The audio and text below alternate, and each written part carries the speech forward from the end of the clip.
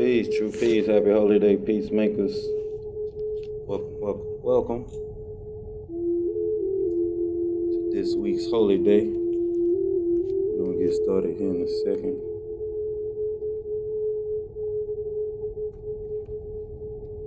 Hope everyone's enjoying their Friday.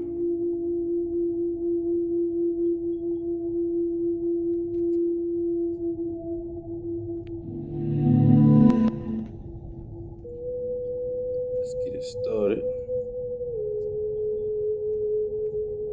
Share the room real quick.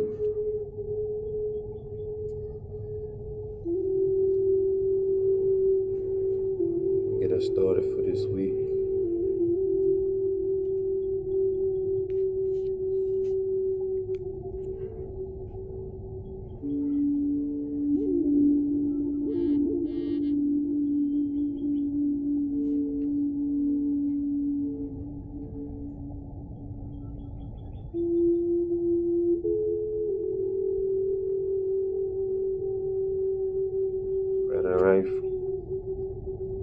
First thing first, I want to give all honors to the divine creator. I want to give honors to the prophet, Royal Ali. I want to give honors to the forerunner of the prophet, Honorable Marcus Garvey. I want to give honors to the original staff of the prophet. I want to give honors to all the leaders that came after the prophet, like C.M. Bey, H.I.M, Dr. Malachi Z.O.L, and the messenger, Honorable Elijah Muhammad, as well as Clarence 13X, and many, many others, and any others that you can think of yourself. I want to give honors to all that'll be here in participation with me here tonight. I want to give honors to all things Moorish, all things indigenous. With that, y'all, we're going to jump right into our divine supplication. Get started for the night.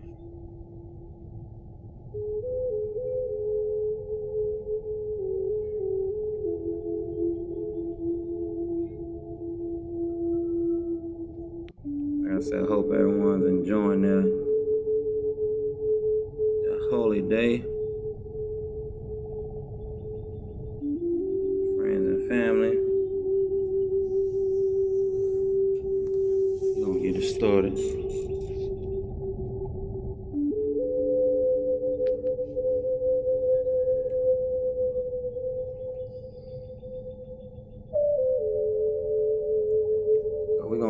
Like I said, we're going to jump right into this divine supplication. I'm just doing one last share here.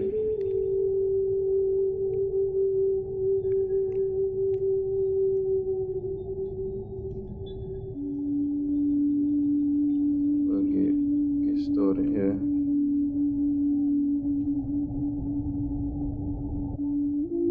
All right, y'all. Welcome to World Temple, Branch Temple number 24 of the Moorish Science Temple of America.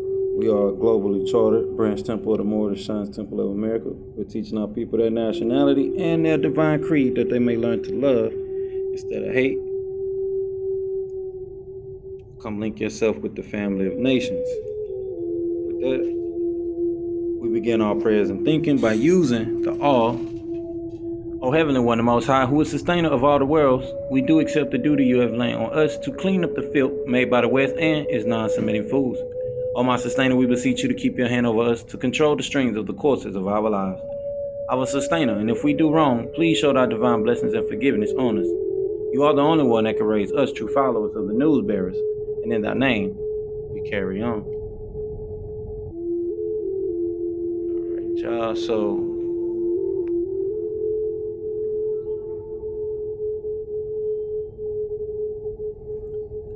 let's go ahead and get into it.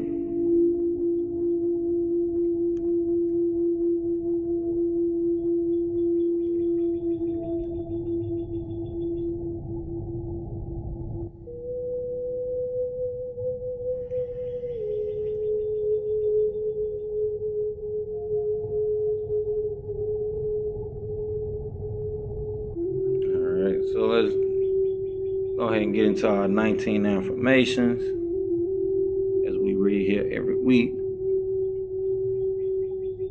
which you should be going over with your family.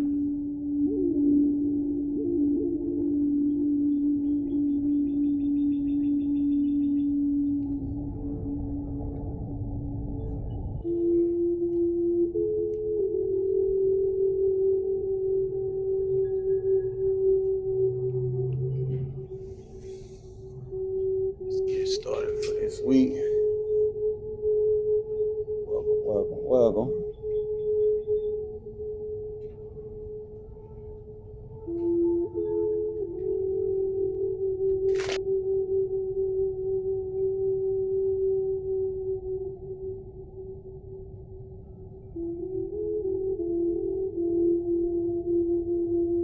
All right, y'all, just give me 1 second. We're going to get started with those 19 affirmations.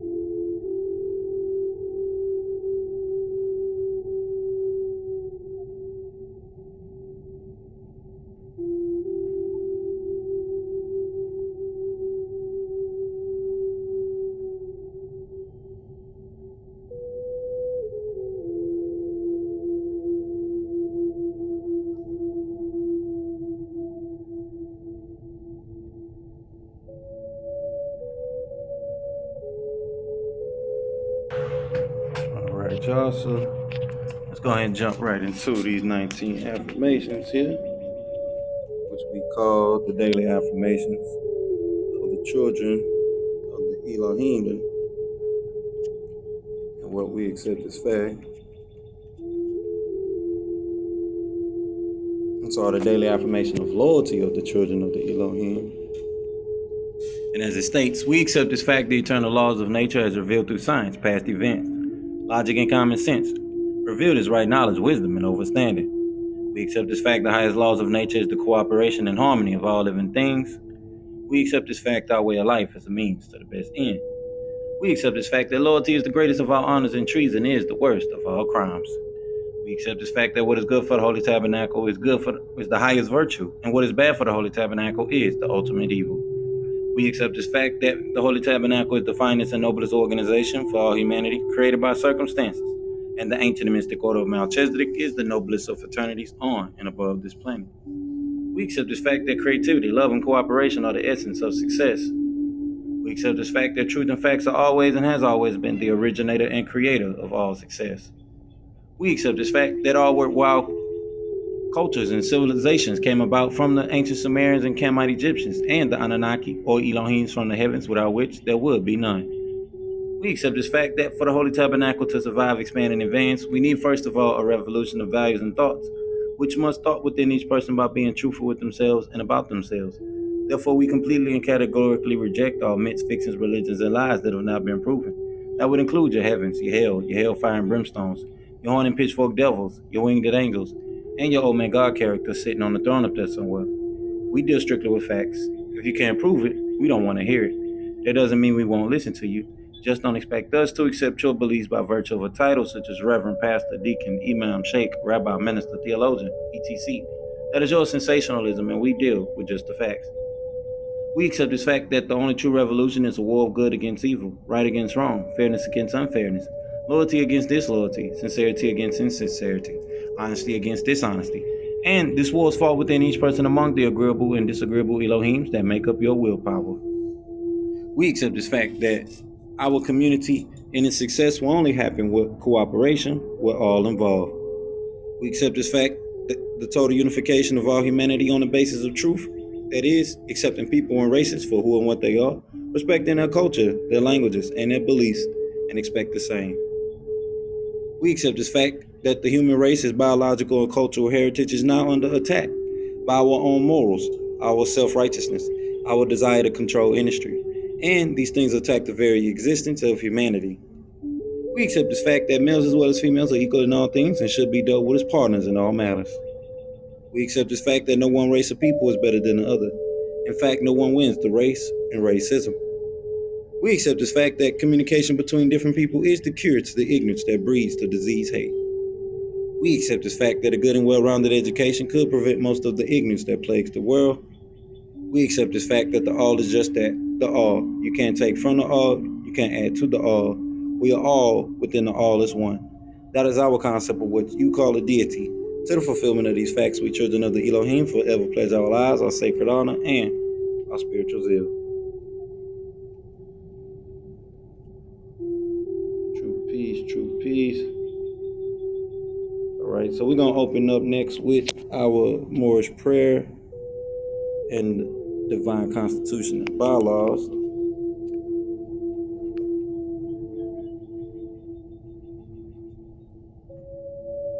So as we know how this goes, 2 fingers up, 5 fingers up, facing the east, feet at a 45-degree angle. Allah, the Father of the universe, the Father of love, truth, peace, freedom, and justice. Allah is my protector, my guide, and my salvation by night and by day through His Holy Prophet, Noble Ali. Amen. All right, y'all. With that, we're going to jump into the divine constitution and bylaws. And as it states, Act 1, the Grand Sheik and the chairman of the Moorish Temple of America is empowered to make law and enforce laws with the assistance of the Prophet and the Grand Body of the Moorish Temple of America. The assistant Grand Sheik is to assist the Grand Sheik in all affairs if he lives according to love, truth, peace, freedom, and justice. And it is known before the members of the Moorish Temple of America. Act 2. All meetings are to be open and closed promptly according to the Circle 7 and love, truth, peace, freedom, and justice. Friday is our holy day of rest because on a Friday the first man was formed in flesh, and on a Friday the first man departed out of flesh and ascended unto his Father God Allah. For that cause, Friday is the holy day for all Muslims all over the world. Act 3. Love, true peace, freedom, and justice must be proclaimed and practiced by all members of the Moorish Temple of America. No member is to put in danger or accuse falsely his brother or sister on any occasion at all that may harm his brother or sister, because Allah is love. Act 4. All members must preserve these holy and divine laws, and all members must obey the laws of the government, because by being a Moorish American, you are a part and parcel of the government and must live the life accordingly. Act 5. This organization of the Moorish Temple of America is not to cause any confusion or to overthrow the laws and constitution of the said government, but to obey hereby. Act 6. With us, all members must proclaim their nationality, and we are teaching our people their nationality and their divine creed, that they may know that they are a part and parcel of the said government, and know that they are not Negroes, colored folks, black people, or Ethiopians, because these names were given to slaves by slaveholders in 1779 and lasted until 1865 during the time of slavery. But this is a new era of time now, and all men now must proclaim their free national name to be recognized by the government in which they live and the nations of the earth. This is a reason why Allah, the great God of the universe, ordained Noble Ali, the prophet, to redeem his people from their sinful ways. The Moorish Americans are the descendants of the ancient Moabites who inhabited the northwestern and southwestern shores of Africa. Act 7. All members must promptly attend their meetings and become a part and parcel of all uplifting acts of the Moorish Temple of America. Members must pay their dues and keep in line with all necessities of the Moorish Temple of America. Then you are entitled to the name of faithful. Husband, you must support your wife and children. Wife, you must obey your husband and take care of your children. and look after the duties of your household. Sons and daughters must obey father and mother and be industrious and become part of the uplifting of humanity. All Moorish Americans must keep their hearts and minds pure with love and their bodies clean with water. This divine covenant is from your holy prophet, Zabuwr Ali, through the guidance of his father God Allah. All right, Charles. So, peace, Brother Jonathan. I'm about to bring you up. I see. Happy holy day, Noble. Happy holy day.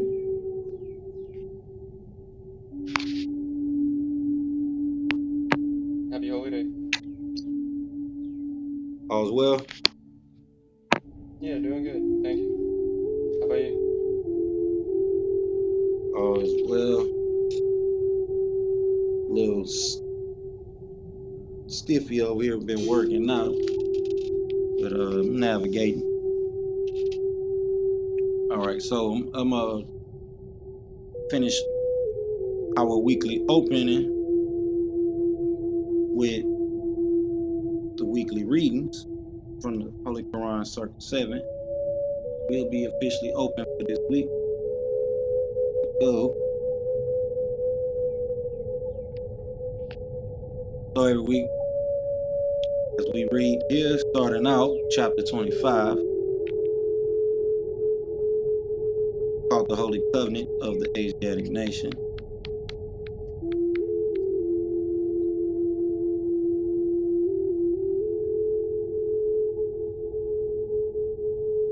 And as it reads, ye are the children of one father, provided for by his care, and the breast of one mother had given you suck. Let the bonds of affection therefore unite thee with our brothers, that peace and happiness may dwell in thy father's house. And when ye separate in the world, remember the relation that bindeth you to love and unity, and prefer not a stranger before thy own blood. If thy brother is in adversity, assist him. If thy sister is in trouble, forsake her not. So shall the fortune of thy father contribute to the support of his whole race, and his care be continued to you all in your love to each other. Islam.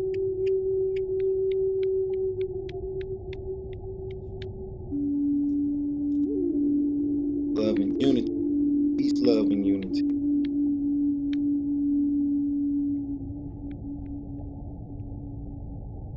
Everything starts with divine love.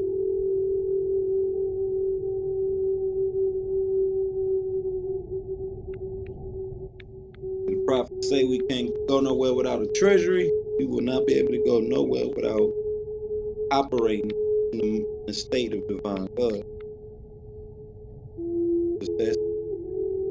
So we're going to jump to chapter 47, called Egypt, the capital empire of the dominion of Africa. And it reads, the inhabitants of Africa are the descendants of the ancient Canaanites from the land of Canaan. Old man Cush and his family are the first inhabitants of Africa who came from the land of Canaan. His father Ham and his family was second.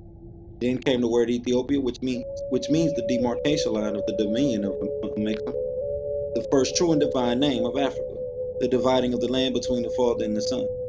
The dominion of Cush, northeast and southeast Africa, and northwest and southwest, was his father's dominion of Africa.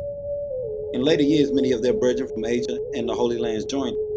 The Moabites from the land of Moab, who received permission from the pharaohs of Egypt to settle and inhabit northwest Africa. They were the founders and are the true possessors of the present Moroccan Empire, with their Canaanite, Hittite, and Amorite brethren, who sovereign from the land of Canaan, seeking new homes. Their dominion and habitation extended from northeast and southwest Africa, across Great Atlantic, even unto the present North, South, and Central America, and also Mexico and the Atlantic Islands before the great earthquake which caused the Great Atlantic Ocean. The river Nile was dredged and made by the ancient pharaohs of Egypt in order to trade with the surrounding kingdoms. Also, the Niger River was dredged by the great pharaoh of Egypt in those ancient days for trade, and it extends eastward from the river Nile, westward across the Great Atlantic. It was used for trade and transportation. According to all true and divine records of the human race, there is no Negro, black, or colored race attached to the human family, because all the inhabitants of Africa were and are of the human race, descendants of the ancient Canaanite nation, from the holy land of Canaan. What your ancient forefathers were, you are today without doubt or contradiction. There's no one who was able to change man from the descendant nature of his forefathers, unless his power extends beyond the great universal creator Allah himself. These holy and divine laws are from the prophet Zabuwr Ali, the founder of the Uniting of the Moorish Science Temple of America. These laws are to be strictly preserved by the members of all the temples of the Moorish of America, that they will learn to open their meeting and guide it according to the principles of love, truth, peace, freedom, and justice. Every subordinate temple of the Grand Major Temple is to form under the covenant of love, truth, peace, freedom, and justice, and to create their own laws and customs in conjunction with the laws of the Holy Prophet and the Grand Temple. I, the Prophet Zabuwr, was sent by the great God Allah to warn all Asiatics of America to repent from their sinful ways before that great and awful day that is sure to come. The time has come when every nation must worship under its own vine and fig tree, and every tongue must confess its own. Through sin and disobedience, every nation has suffered slavery due to the fact that they honored not the creed and principles of their forefathers. That is why the nationality of the Moors was taken away from them in 1774, and the word Negro, black, and colored was given to the Asiatics of America, who were of Moorish descent, because they honored not the principles of their mother and father, and strayed after the gods of Europe, of whom they knew nothing.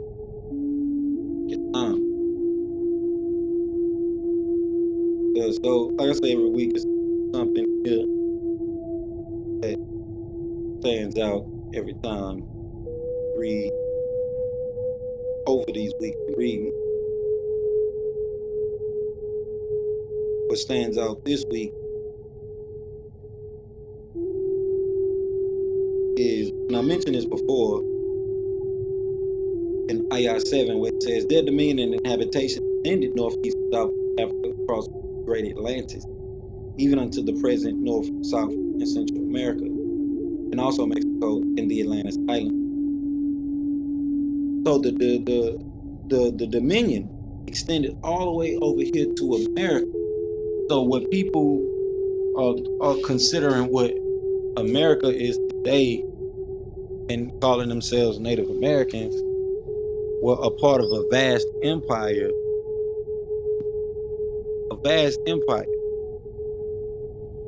And not understand that when we Moors, the Moorish people, mention the fact that Moors have been here before they even came up with the term Indian, and then we take it further back with calling ourselves Nubians or Ta-Nehisi, whatever the term we would prefer to use in our own language, or Tamarans. This is just more proof coming from the prophet that this is not something that's new. This is something that's been understood. It's not like America was just some Lone Ranger wolf on the planet before the what they call the Great Discovery of the West.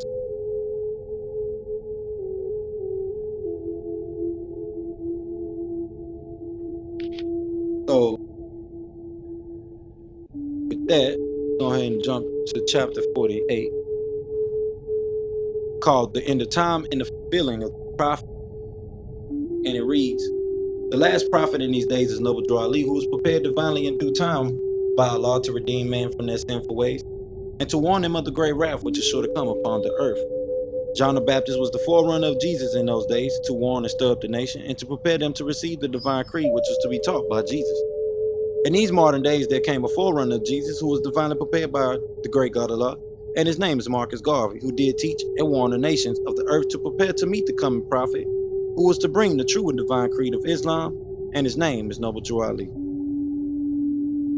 who was prepared and sent to this earth by Allah to teach the old-time religion and the everlasting gospel to the sons of men, that every nation shall and must worship under their own vine and fig tree, and return to their own and be one with their Father God Allah. The Moorish Temple of America is a lawfully chartered and incorporated organization.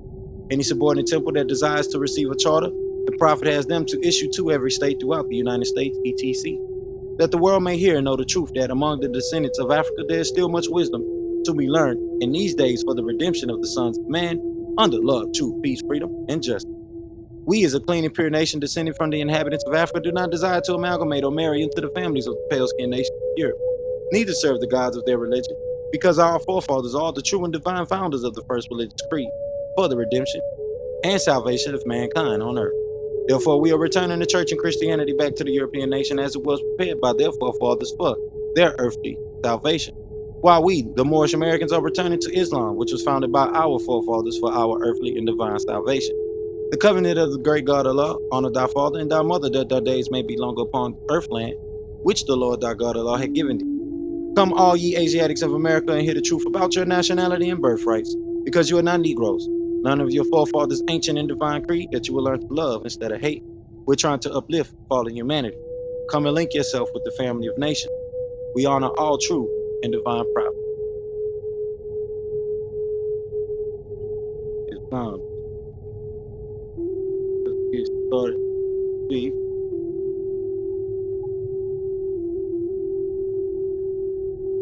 Right, right.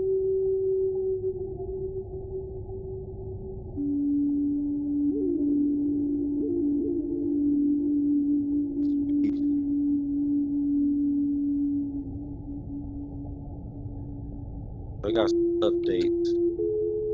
I really don't like look. Got the invite just right there on the screen now. Clubhouse. But nevertheless, we're gonna jump right into it. I'm gonna moderate you right quick, Nova, so you can help me as I navigate through this week's message.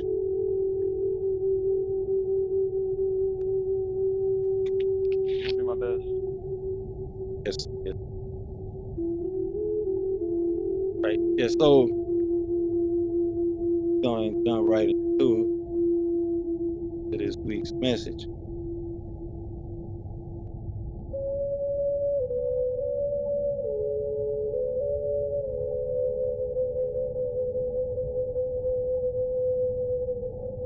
Right.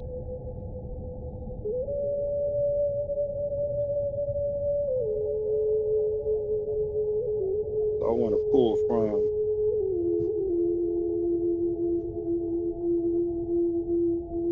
to pull from the oral sayings and prophecies of the prophet first. That's what Spirit has directed me to go to this week.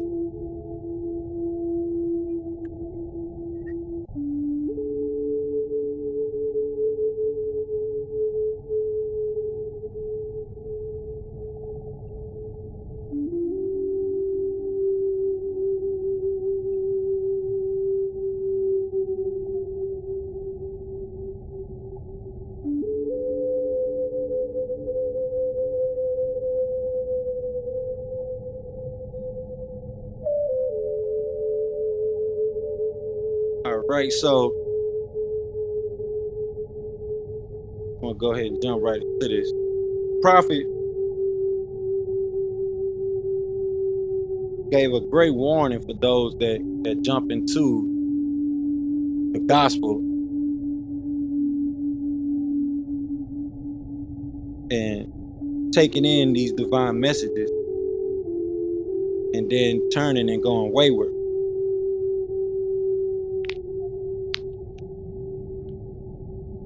It was said that the prophet said, if you put your hand to the gospel plow and turn loose, it would be better if you never took hold. And that's because when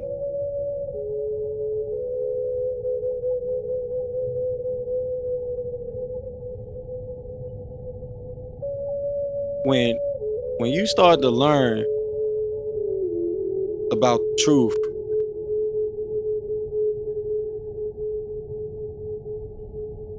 when you start jumping into the right knowledge and to the truth of things,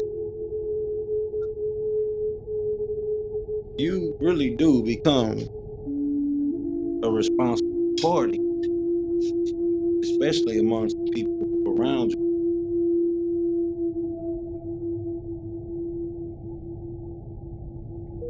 You become liable for knowing better. Not to anyone outside of yourself, but to yourself mainly, because you can't unlearn what you learn.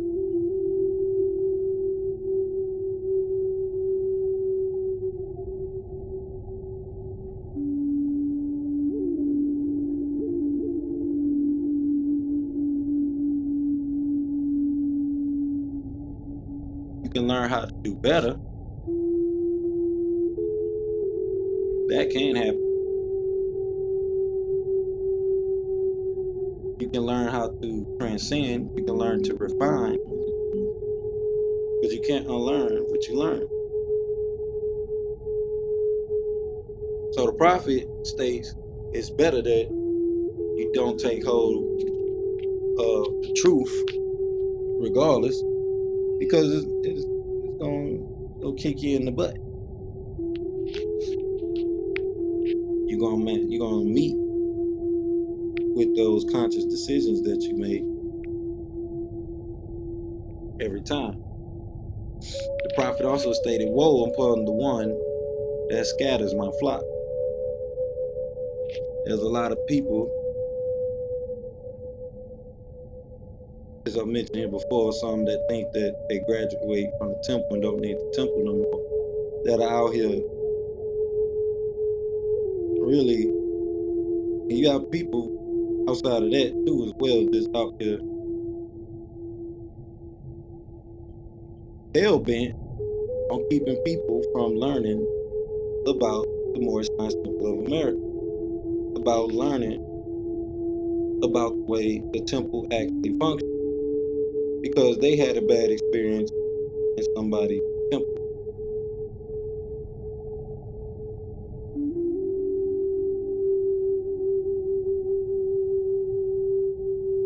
which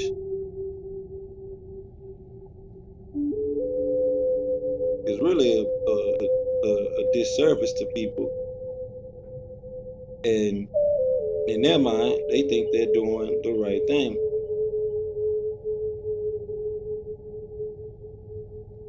But in actuality, they messing these people up.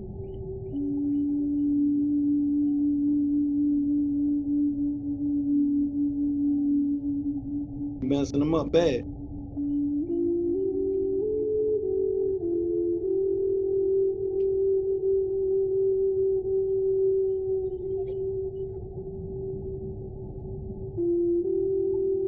The prophet said a good Moorish leader must study his holy Qur'an and divine constitution and bylaws. So if you want to be looked at as Moorish nobility and leadership, you got to jump and study that holy Quran and those divine constitution and bylaws.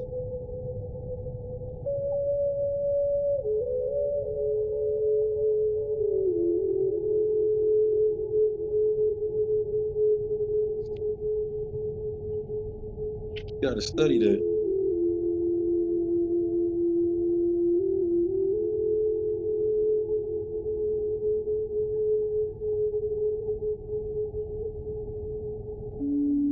Study carefully.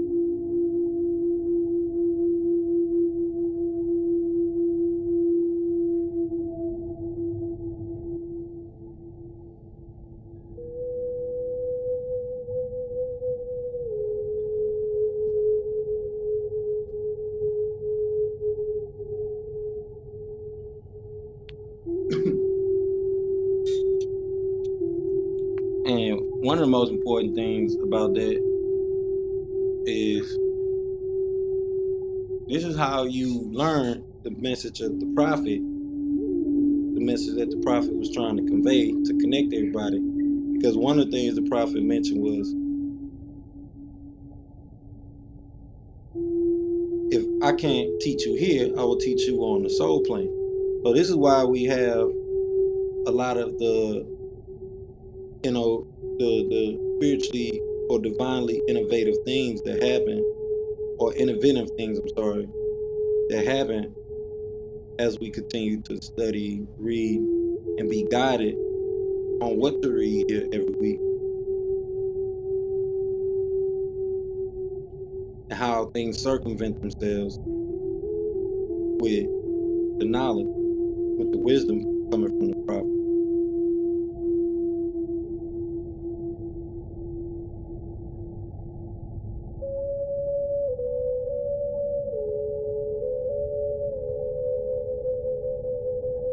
The prophet prophet said, a beggar nation cannot attain to its highest degree of spirituality.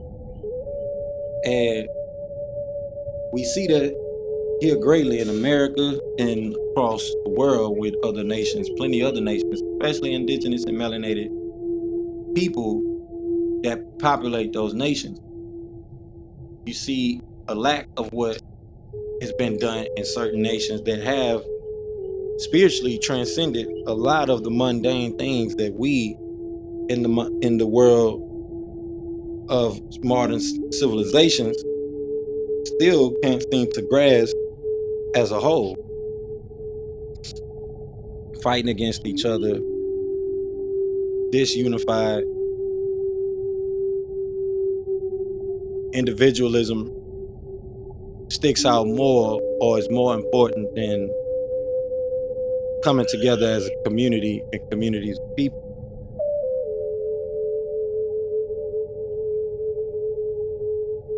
The lack of understanding family dynamic, community,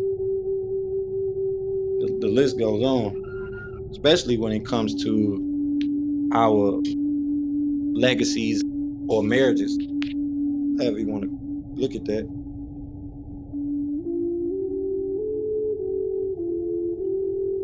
Part of the body. Islam, go ahead, Nova. Yeah, this day and age, like the technology, it's almost like what's been on my mind is, coming out of her Babylon, people babbling on, and what is the defining aspects of what's Babylon and what's the good aspects that have been developed over the years that should be looked at as not part of Babylon and can be used for actually bettering, the situation that we can see now with the bird's eye view and the technology. And then, like, what about the technology in and of itself? Is that part of the whole Babylonian system that's kind of pulling you in, and then is that what's going to be the nature that we're going to be trying to, escape from, and that's kind of already happening with all the, video games and social media sites. So it's something to, think about and kind of, and that's where the difference between individualism and, family dynamics. Peace. Yeah, I'm glad you mentioned that. And that is something that is very, very important to discuss, because you right on the money about that with the fact that technology, and we're becoming very technocratic, is really shaping our view of what a sophisticated society looks like versus how we treat each other and our behavior and mannerisms amongst each other as a people. We're missing that grave important thing of political science, or social political mannerism. And you're right on the money, because the fact is that when we really look at what Babylon was about and what it was symbolic of, and as we read on Sunday, we just read about that actually this past Sunday, about the symbolic empires of Babylon, or the symbolic empires which represent a beast. And one of those empires is actually Babylon. And then New Babylon, which is here in America. So this technocratic structure of society that we're living through, everything is more, artificial,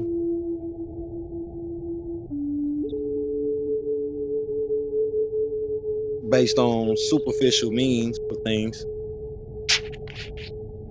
And we're forgetting, like I say, the principles of family, community, etc. So Yeah, you're most definitely on point with that. And not understanding, like I say, how that keeps us from transcending into the culture, the spiritual culture that we need to be in as a nation of people.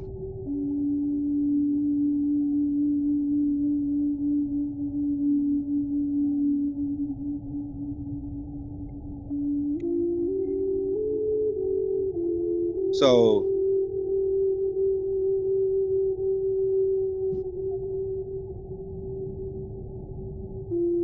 I want to jump into some more things that the prophet mentioned.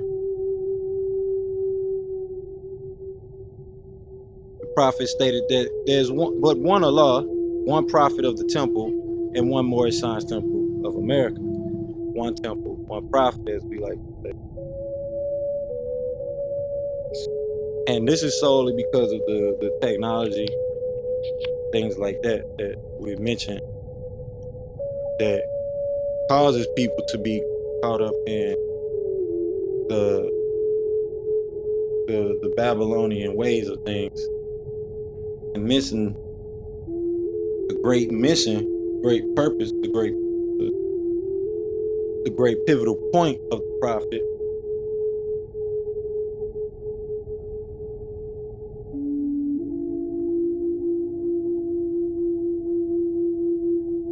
which was the divine plan of the ages.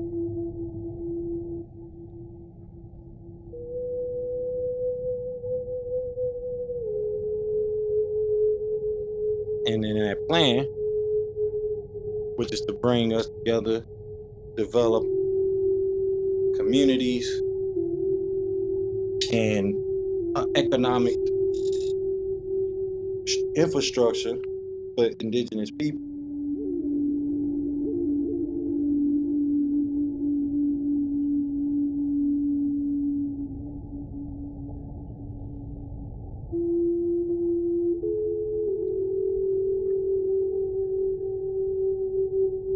And so we read this last week, this past Sunday, with the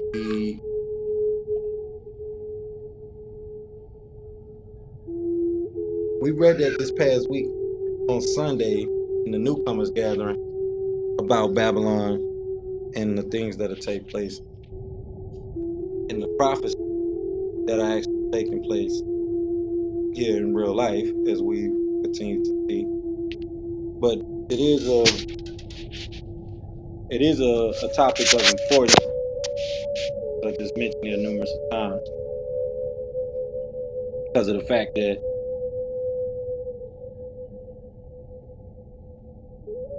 a lot of the technology is more so used for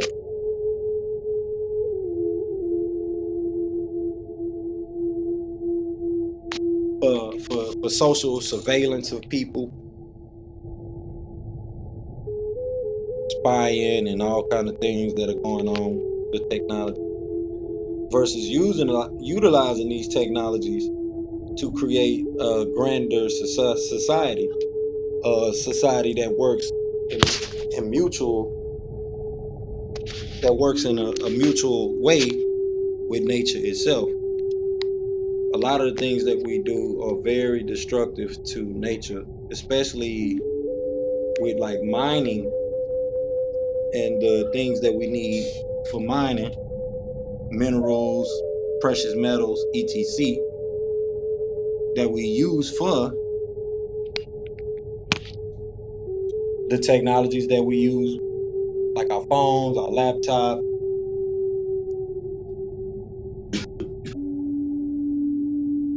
mainly most computer devices that has these minerals in, especially like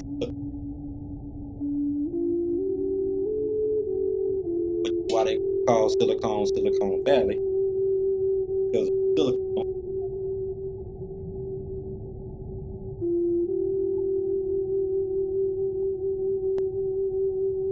This I don't think there's, excuse me, should be should be, body, excuse me. No, I don't think there's that good of a recycling process for all that either. There's just a lot of energy going towards archaic systems when the ideas and knowledge for being able to do better is like right there at our fingertips. But it's like, how do we line up, or how do we organize to make use of it, you know, and to do it in the right light, in the right standing. Right. That's basically utilizing things that are of mutual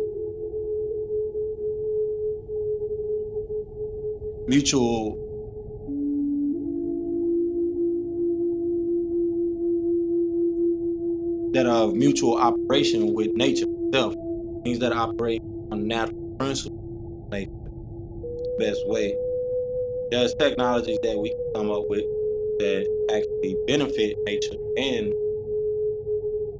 the population of people without it actually harming nature.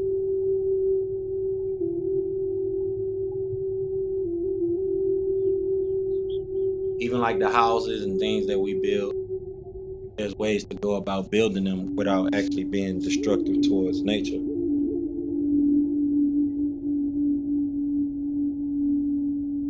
Because all we're doing is creating controlled environments, but those controlled environments don't have to be destructive toward the actual environment. A lot of the corporations that are controlled, they really don't grasp or the social customs that's been established don't allow for change or too much change toward that direction.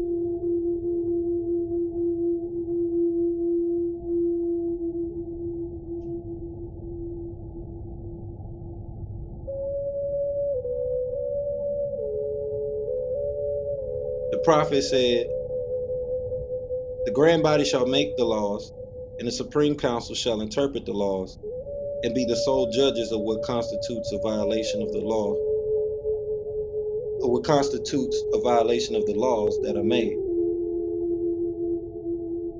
The prophet said, "Make yourself perfect upon all subject matters, that you may act intelligent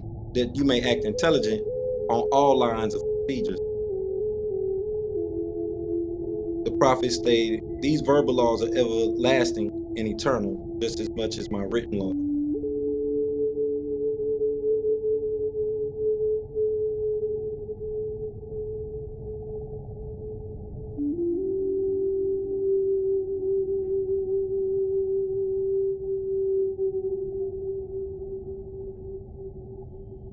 So when we ask, did the prophet do what he come to do? Did the prophet accomplish what he came to do? And his prophet state, "I have my numbers, and my work of redeeming you people is finished, and I must now go, or I can't return. And if I don't return, I can't deliver you. And if I don't deliver you, then my coming is vain."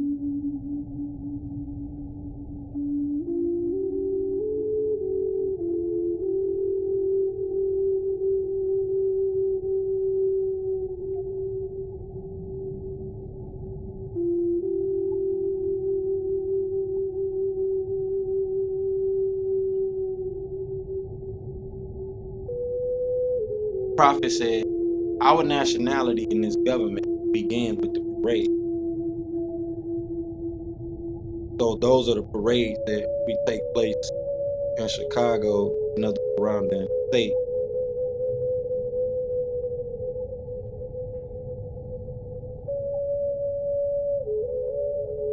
Which happens in October in different months for different temples throughout the United States, throughout the Divine and National Movement.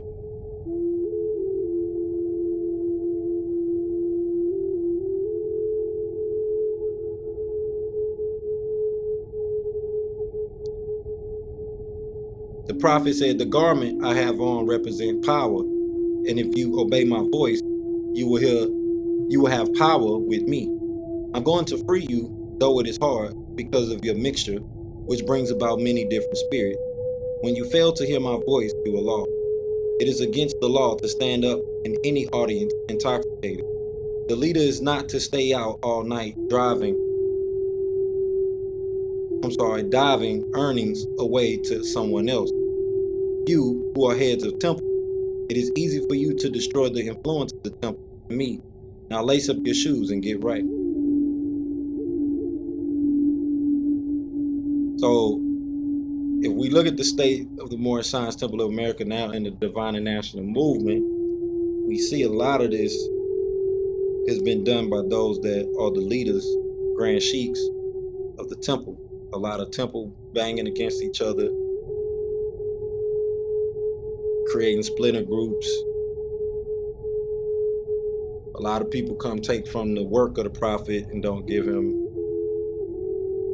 the due respect, the due acknowledgement.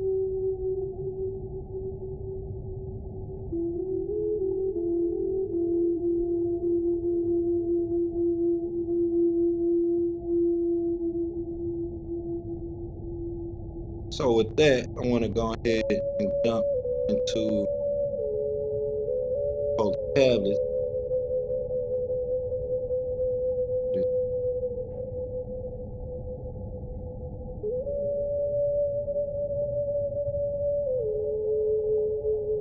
Start reading the Holy Tablet. Last chapter 7.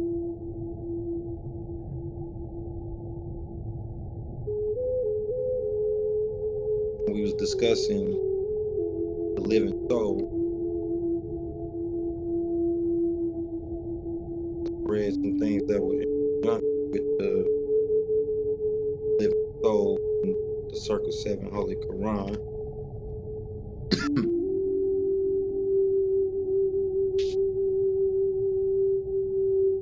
So I want to read the next section, which is called the plane, because the prophet mentioned that if he can't teach you on the earth plane, he's going to teach you on the soul. So I want to go ahead and dive into just what those planes are here for tonight.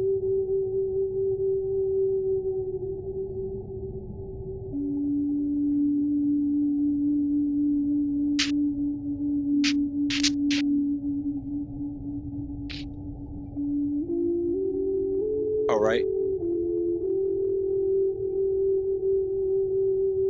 So this part of chapter 7 called El Hayu Ra'u, tablet 1, ayat or verse 148. Well, we ended at 159, so we're gonna start with 160 ayat verse ayat 160. And that section is called the plains. And it reads, the plane of divine truth is of spiritual perfection and attainment, a plane exempt from all carnal desire, supreme bliss. It is the level of consciousness which is of the daily expression of those you call the ranks of angelic beings. Kohan, Zodok, priests, the 23 elders, Akatriel, Anafiel, Oxbuga, Bariel, Kimuel, Kaiel, Gagaliel, Haniel, Ufiel, Uhuiel, Maratun, Raguel, Quarasin, Rodariel, Razuel, Rabikiel, Mahai, Shamuel, Yanin, Suriel, Yefafia, Zagzugal, and Sandafon. The 24th seat is open to all the news bearers, and the 25th is the one of the 24 who takes the seat of overseer. As the 19th becomes the 25th in the renewal of history, as Yanin becomes Melchizedek, which takes place every equinox. When Yanin personified in the year 1970 AD into Isa al-Hadi al-Mahdi, called then Imam Isa, and he descended on the planet Earth, he took the place of the 25th seat, and another Anunnaki was placed in the 19th seat. A nearness to the heart of Anu Elo, most glorified and exalted. It is the school of the Anunnaki of the green light, from where they have the ability to personify as 12 by 12. And it is here that one is translated from a mental state into the divine state. The mental state is the plane of the chosen. Rejoice at the glad tidings. The chosen one, our master, has found the root of all evil, disagreeableness. He has shown us the way of salvation, Nuwabu. The chosen one dispels the illusions of our mind, and he breaks the spell of Kingu, and redeem us from the fear of death. The chosen one, our master, brings comfort to the weary and sorrow laden. He restores peace into those who are broken down under the burden of life, of their life, of the burden of the life. He gives courage to the weak when they are at times end, and they are ready to give up self-reliance, and they hope the chosen one has proclaimed the truth. Nuwabu, let the truth of the chosen one dwell in your hearts. Extinguish in yourselves every desire that antagonizes the chosen one, and in the perfection of your spiritual growth, you will become like unto him. Those of you here which cannot or will not develop into the chosen one must perish. For it is the source of your error. It is the cause of your misery. It is those of you through flashes of intuitive illumination from a higher source have the ability to perceive that which the ordinary human perceives not. The chosen is that one who finds his normal consciousness level, expressing a bright light from within the inner sun at the seat of the solar plexus. This plane is the midway plane between the human being and the supreme being, where all those of the ancient and mystic order of Melchizedek spiritually meet, where they adorn their crimson to black crown, and you listen to hear the tassel bell of happiness sound, where their heart is wrapped with the noble sash, a token of authority, dignity, power, honor, and reward, worn as a symbol of glory and remembrance of their great path. As they raise in height from degree to degree, 720 is what they will be. 360 degrees master the physical, and all 360 degrees opens the way to the spiritual hall. 27, 9 to the ninth power. At this point, you become master over space and time, knowing no depth and no height. And you are raised from the darkness of ignorance to the intellectual light, which endures all temptation when he is tried, a crown that is his own. The jacket with the wings of an angel is worn. Thus, you must have your inner pyramid. Hydra means the fire, and mid means the center. The nose on the face inhales the oxygen that ignites the sun in the middle of your chest, where the lotus breastplate rests. And the son of the Anunnaki, most glorified and exalted ones, Malakut, which is ruled by Malachi Zodok, plane of divine love, a compassion not yet comprehended by human beings, but it will be, of which earthly love is only a reflection, a compassion that realizes not only the self, but expresses a compassion which encompasses all.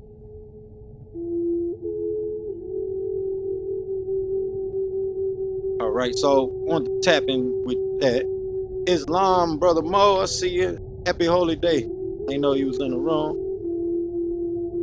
All right, I see we got some people that came through while I was going in on that. Happy holy day. Not sure who else came in the room, but whoever that person was, true peace, Islam, Shalom, Rabat, Hotep, all those good things.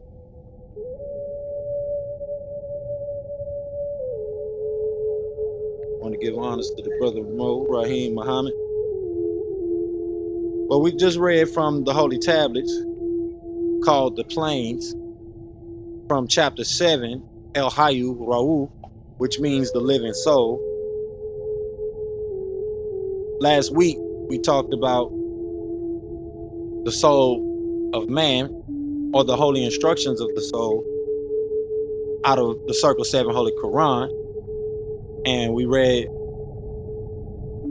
the Holy Tablets, chapter 7, in conjunction with that.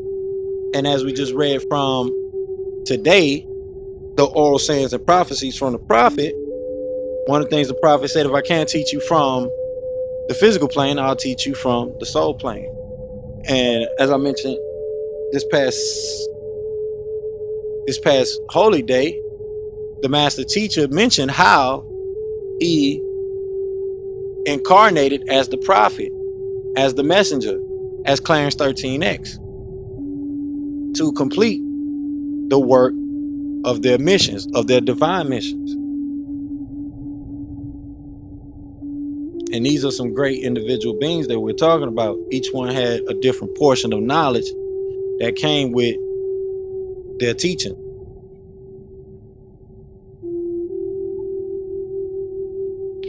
So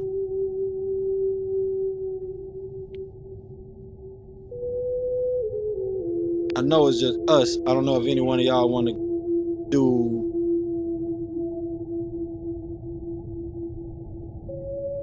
if any one of y'all want to do a delivery tonight, if y'all want to make a contribution.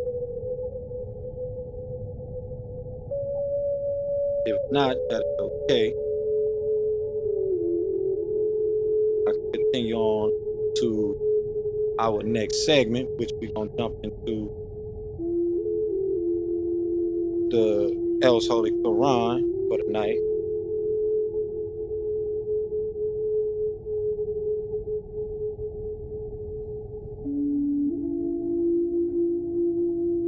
And go into our current events.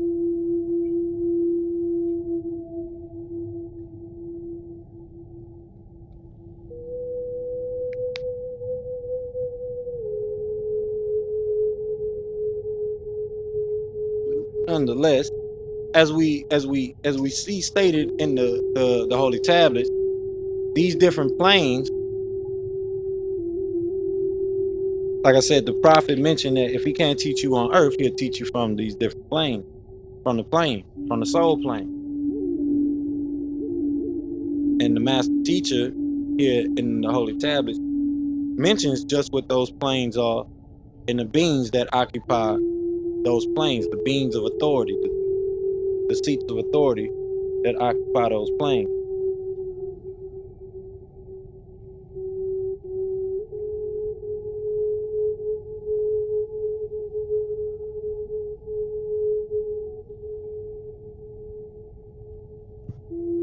I'm gonna put the link in the chat where y'all can go back and look at that.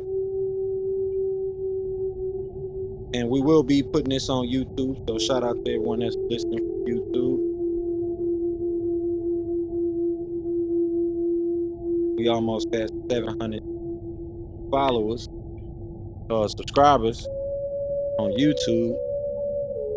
We're working our way up to 1,000. And I haven't checked the actual watch hours, but I'm sure we're working our way up on there too as well.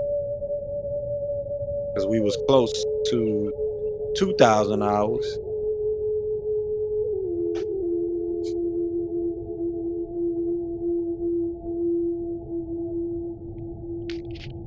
But with that, y'all, like I say, we're gonna jump into El's Holy Quran for this week and our current events. Before that, I'm gonna go ahead and do a reset. Welcome to Branch Temple number 24 of the Moorish Science Temple of America. We are called the World Temple. Welcome to the World Temple, Branch Temple number 24 of the Moorish Science Temple of America. We are a global branch temple of the Moorish Science Temple of America. We're teaching our people their nationality and their divine creed, that they may learn to love instead of hate, and come and link themselves with the family of nations. We honor all true divine prophets.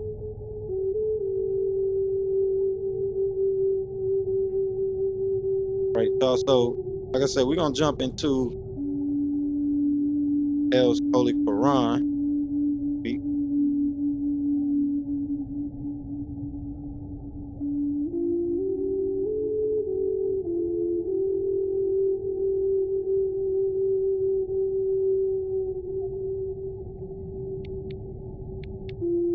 gonna jump into El's Holy Quran. And let's not forget the holy instructions.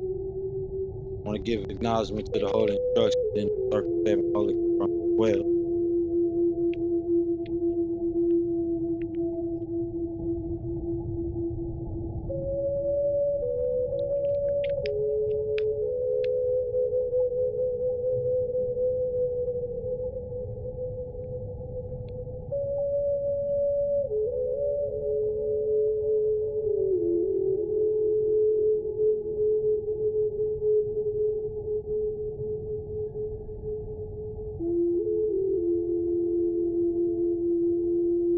Yeah, so I'm going right now. I'm going through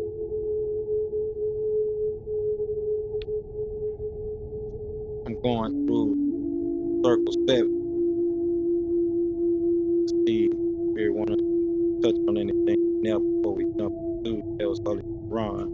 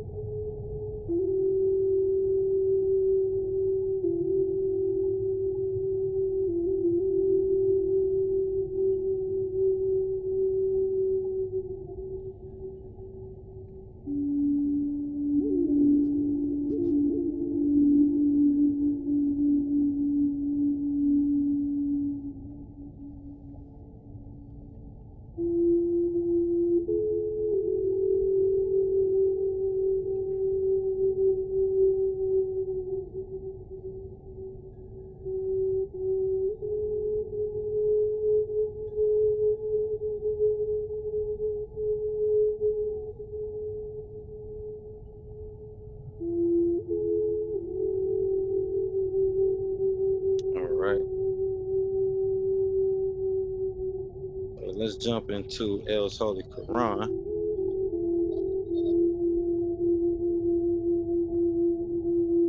Sweet.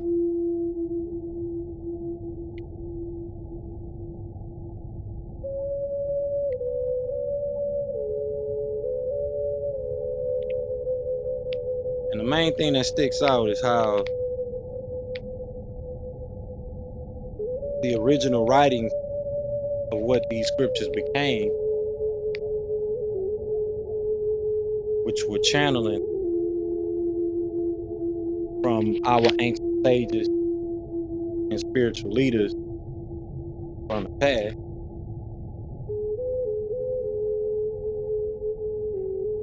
and how the message of them, if properly translated, is still alive in this day and time.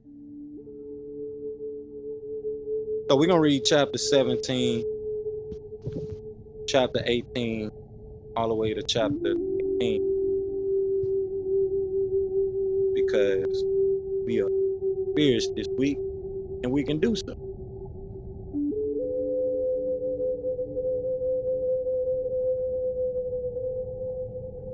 So chapter 17, verses 1 through 3 were revealed in the year 615 AD.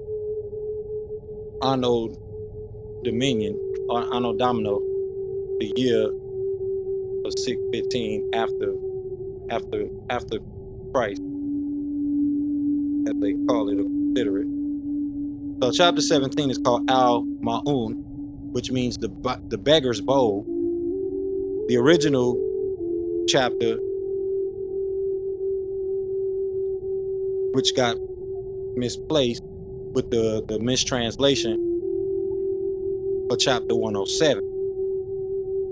So y'all know how it goes. We begin our prayers and thinking by using the name of the source, Allah, the Rahman, who is the most merciful. And the commentary states, Muhammad asks, did he see he who uses the deen to lie, and he who drives away orphans, and don't encourage the feeding the miskin. Curse be to those exhibitionists of salutation, of worship, and hinderers of those who carry the bow. So the ayats read, did you, Muhammad, see him who uses the deen, means of judgment, to lie, so that he, the one who drives away al-yatim, which means the orphans, and doesn't yadu'u, encourage the feeding of the miskin, needy, or poor settler. So these next verses, 4 through 7, were revealed in the year 625 AD. So they was written years later.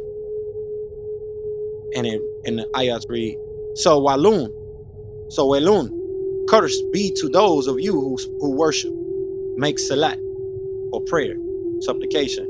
Those of you who are sahun, neglectful about their salutations of worshiping duties. Those Innosites who are exhibitionists, who do things just yaraun, to be seen. And they even hinder the ones who carry ma'aun, the bow, from seeking help. Surika Allahu el Azim.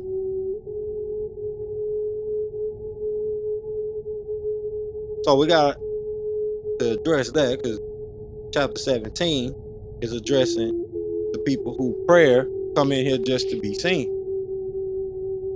You got a lot of that going on in the temple. You got a lot of that going on in the church.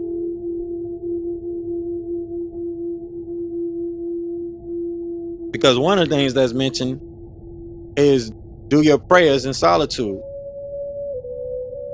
But you do have the duty to come in unison, because this is not just about coming in hearing a good speech or lecture. This is not just about entertainment purpose. You should be taking this time out to consecrate a time of prayer with yourself, with your people, your community, your soul tribe. That's what this is about. And a lot of people miss that point. This is why when you go listen to the sermons and lectures on YouTube, you hear the meditation music in the background real distinctly as we communicate throughout the whole holy day night.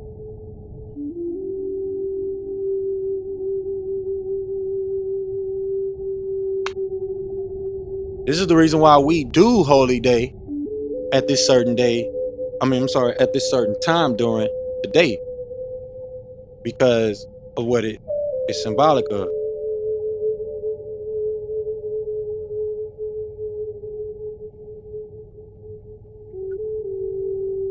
That mental reservoir that opens up during this time and during this hour. You get to tap into that energy, that frequency.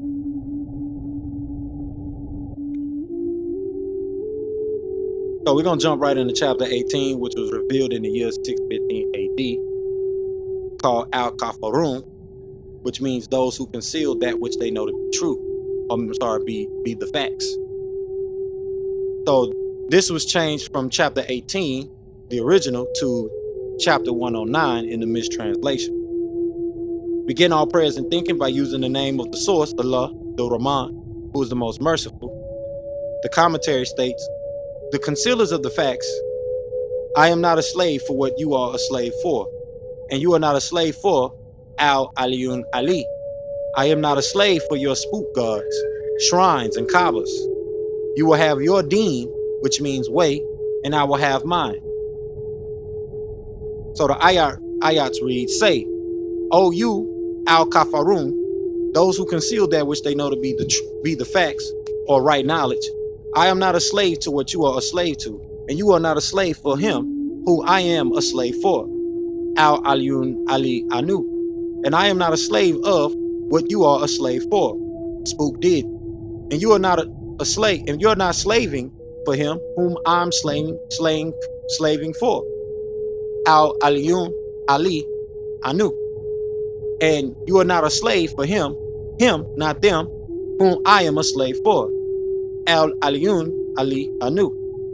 You will have your deen, which means a means of judgment, and I will have mine. Sudaka Allahu el Azim.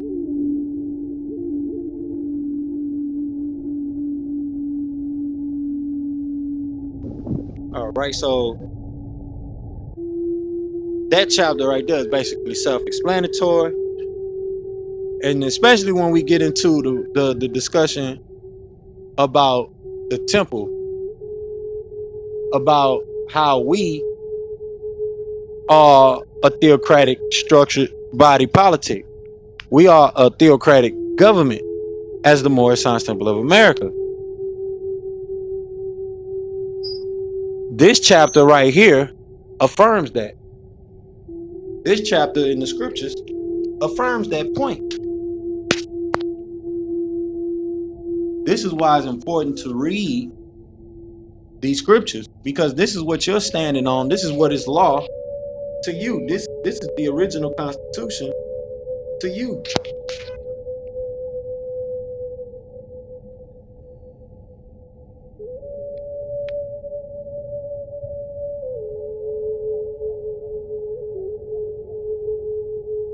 All right, so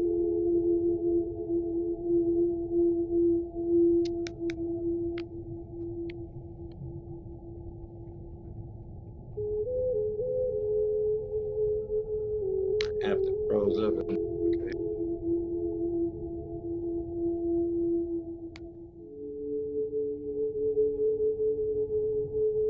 So let's go ahead and jump into chapter 19, which is called Al-Fil, the elephant, which they changed to chapter 105 in the mistranslation. Begin our prayers and thinking by using the name of the source, Allah the Rahman, who is the most merciful.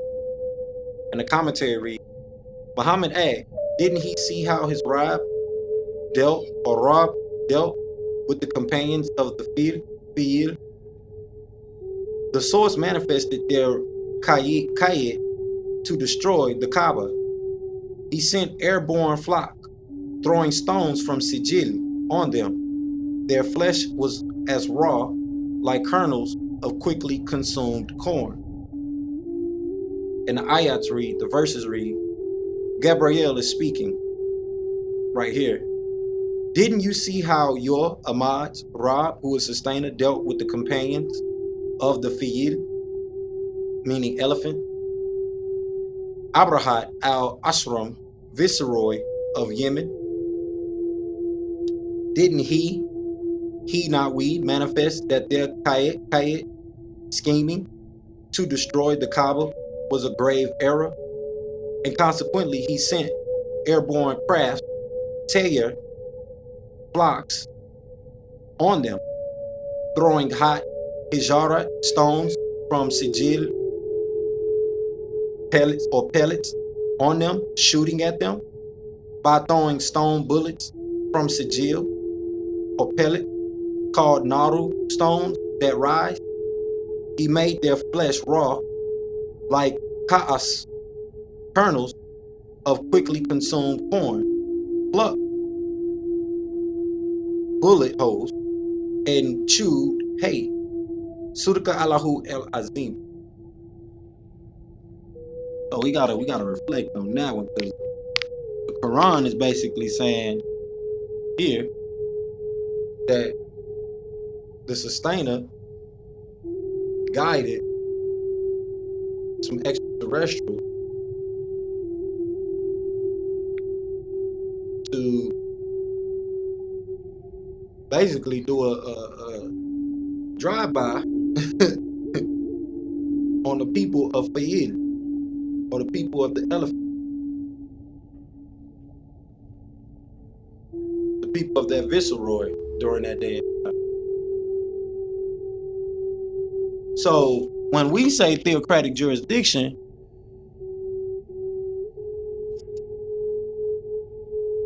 that means we're talking about the jurisdiction of nature itself, nucratic theocracy.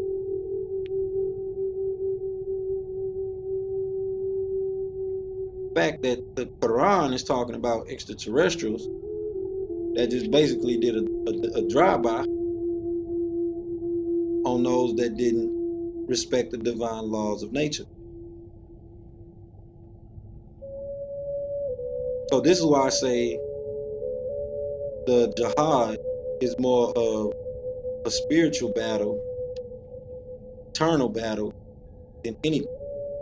Because the average modern day person doesn't really know too much about ETs because they're kept from the public, or they think that's not real.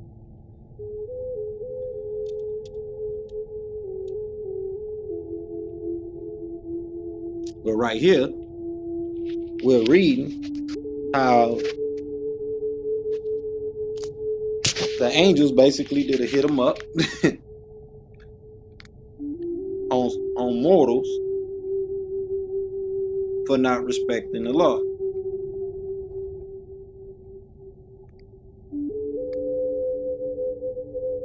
They destroyed the Kaaba, their spiritual home, and turned their flesh raw.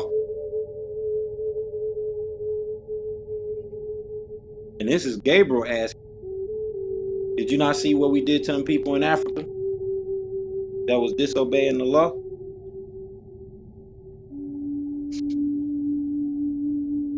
Because Yemen is in Africa. That's in Africa.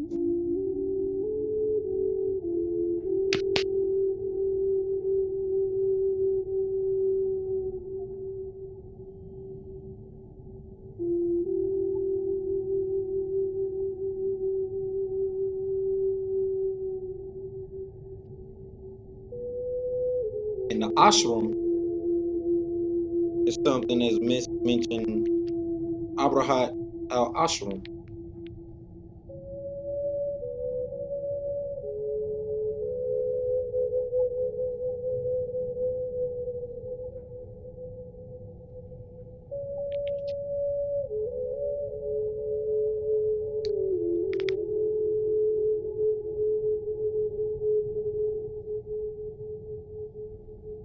Ashram is basically a community, a dwelling for hermit type.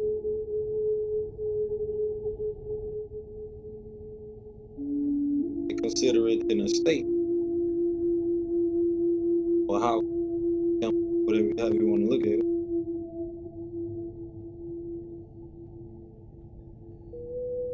So what these people do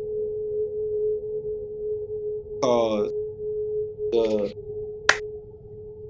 agreeable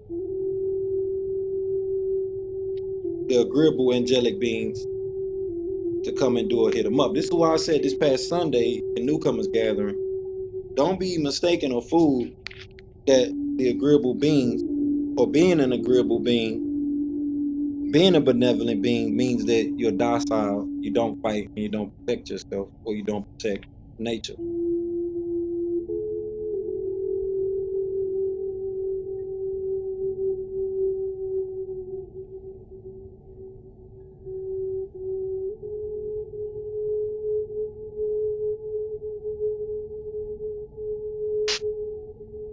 All right, y'all. So that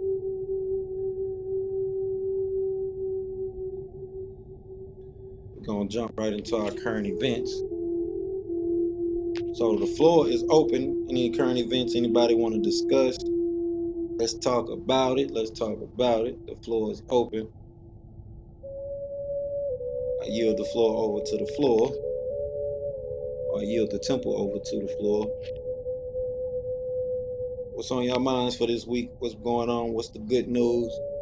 Well, if you got bad news, that's okay too. But anything that's been sticking out to y'all, let's go ahead and talk about it. True peace, Islam.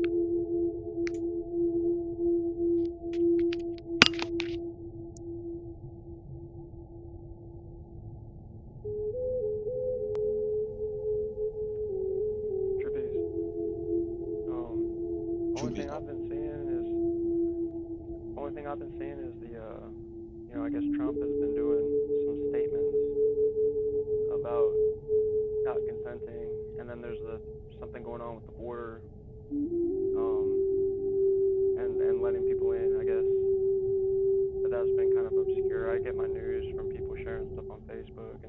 get my best to keep focused on my projects. So, but yeah, I've been kind of trying to read in fully. I might need to dig a little bit deeper, but it seems to be a lot to do with censorship and people having access to smartphones as kind of a side reel. We all have the ability to film and record, and it's a whole new terrain for legal processing and procedures. So just been on my mind, and that kind of flows into the whole gate border and perceptions on that too. True peace.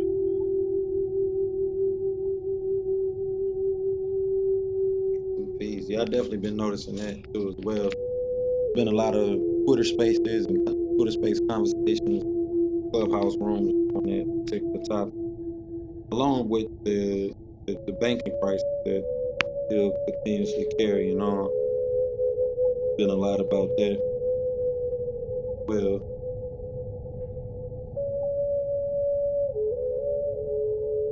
definitely. When it rains, it pours. Right about that, Noah. Islam. That's holy breath. That's definitely holy breath.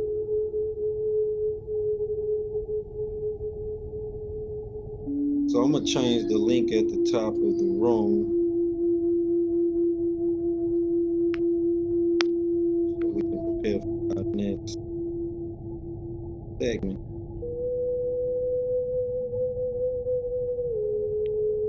I say, don't forget we got the schools for us as people. I really don't have any update as far as the temple. We still gotta update the store. I think I found the platform that we can do that on. Just had to recently update some websites. Still gotta get some of our websites back up that are down and get that going.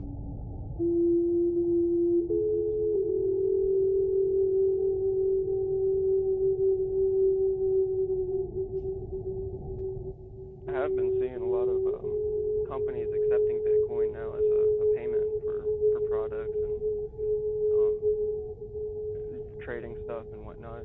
So I mean that's pretty cool that it's opening up. I just know that it's still kind of a little bit messy. There's a lot of things going on with it.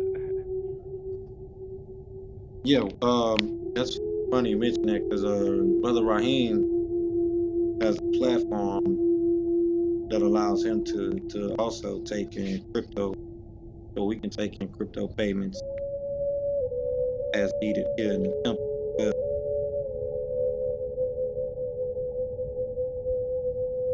yeah, so that is one thing that's coming. We're gonna see a lot of that.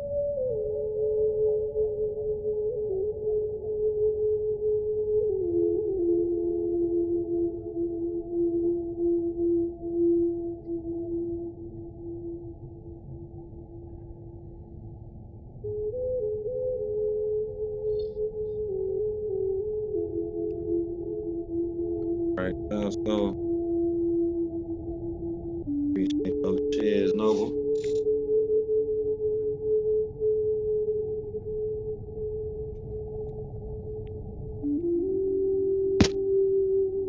Change the link at the top of the room.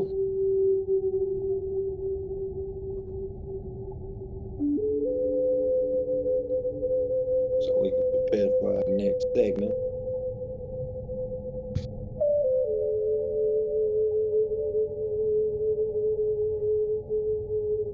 But like I say, the temple store, we gotta get together.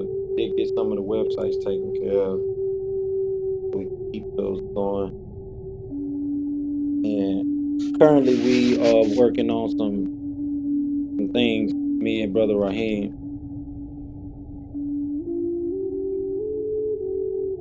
with the family office. So that way we could really get things going. I think instead of focusing on our institutions as a whole, which we do need, I think is it fits us best to center in our focus first and make those fundamental investments, and then continue to grow from there.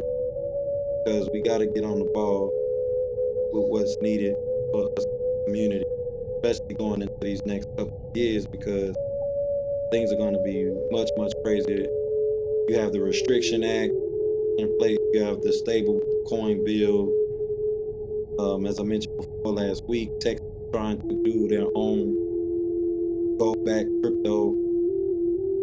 The Treasury or the government, you got people in the government suggesting that that our government, the U.S. government, issue a $1 trillion coin. I don't know if it's going to be digital or physical, and how's that's going to work or play out. And you have many other laws that are being passed in conjunction with that as well, or being proposed in conjunction with that. So there's a lot to keep up with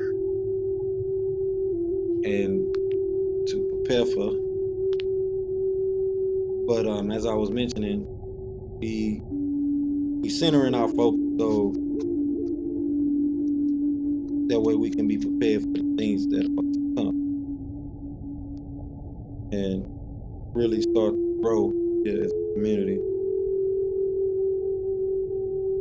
especially with building up our audience on YouTube, because the more people continue to listen from other platforms and tune into what we're doing here and listening to the recordings that we put on the record here, on the minutes here, continue to come in and join us.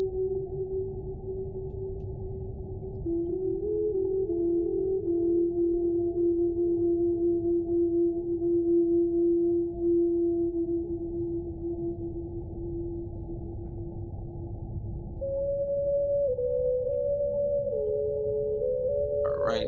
With that, we're going to go into our next segment.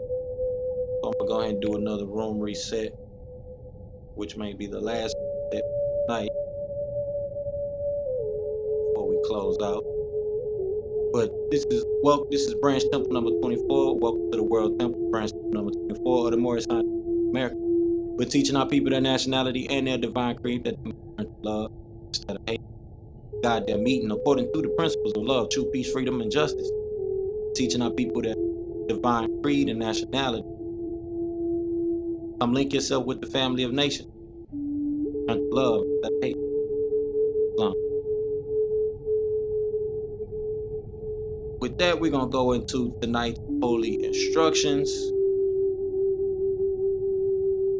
on joining the Moorish America, and in particular branch temple number 24. So we talked about our civics and the study of our civic education, which consists of theoretical, political, and practical aspects of our citizenship, rights, duties, civil law, civic codes, or civil code, which gives more attention to us as the civilian instead of the external means of civic, which is the operation in government. And we went over our civic virtues, which is the cultivation of our divine customs, habits, culture, which makes for the success of a community. And we really went in a lot on that tonight.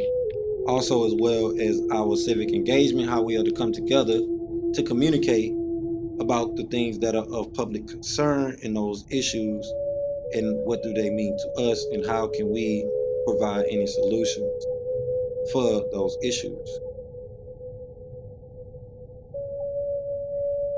So as you know, Friday is the holy day, oh you who know. When a call is proclaimed to supplication on Friday, the day of assembly, hasten earnestly to the remembrance of the Heavenly Father and Divine Mother, and leave off business and traffic. That is best for you if you but knew.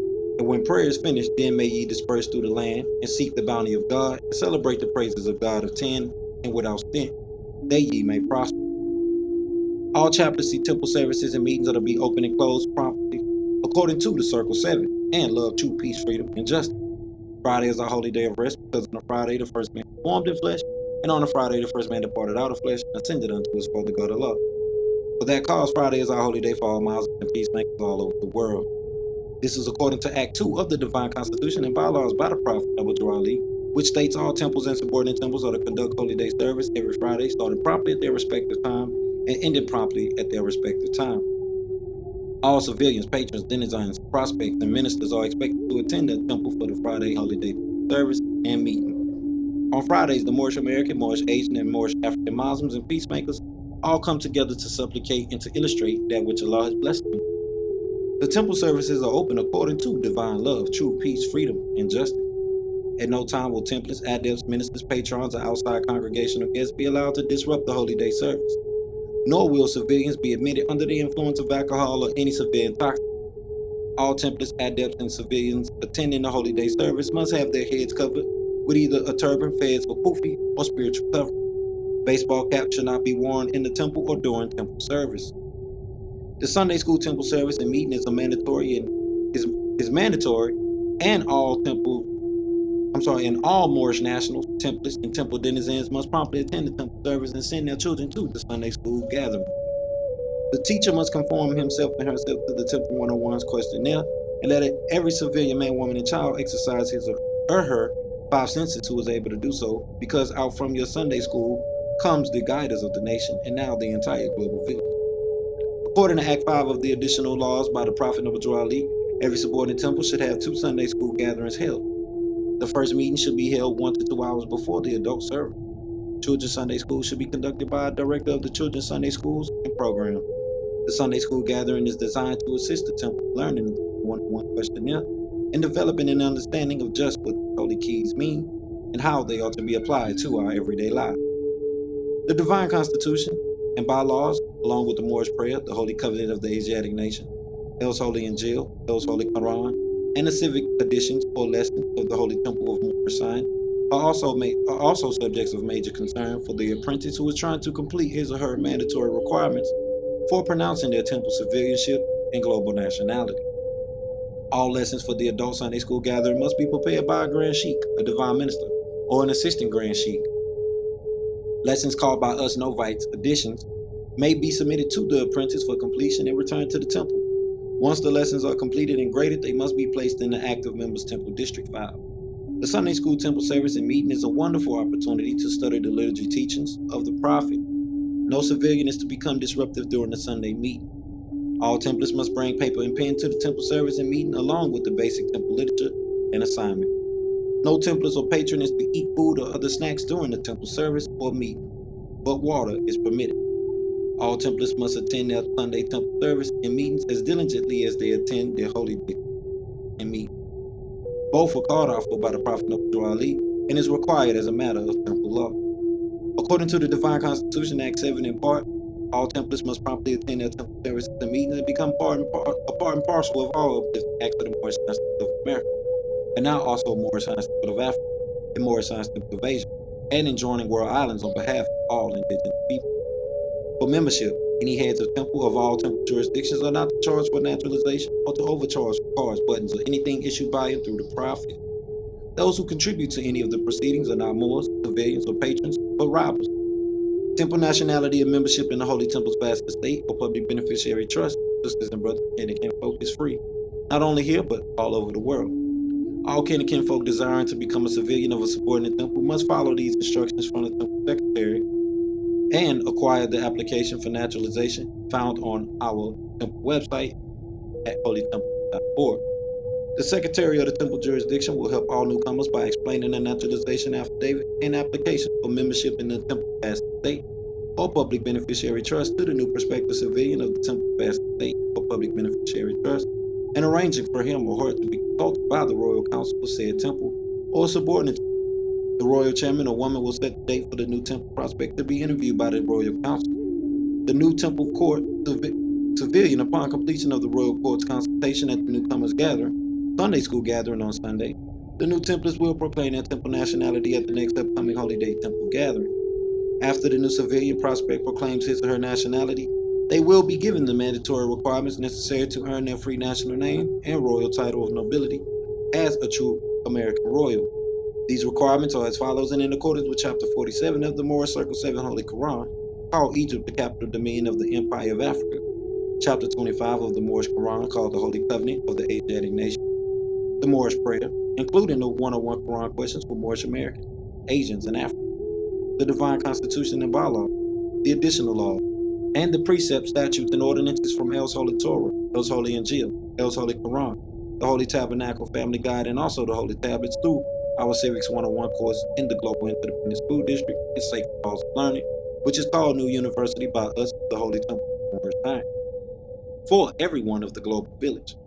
Once a new civilian or template has learned these additions or lessons verbatim, or to the best of their ability, he or she will be interviewed by the Temple's Royal Council as the chaplaincy to determine if the new civilian is qualified to represent himself or herself as a faithful Moorish American, Moorish African, and Moorish Asian Muslim or indigenous or any indigenous peacemaker, and communicated to the ignorant for their instructions, and communicated to the wise for dying on improvement. Once the new civilian or template has cleared the mandatory requirements with the Royal Council, he or she will be naturalized by the Grand Sheik and Divine Minister of said subordinate temple.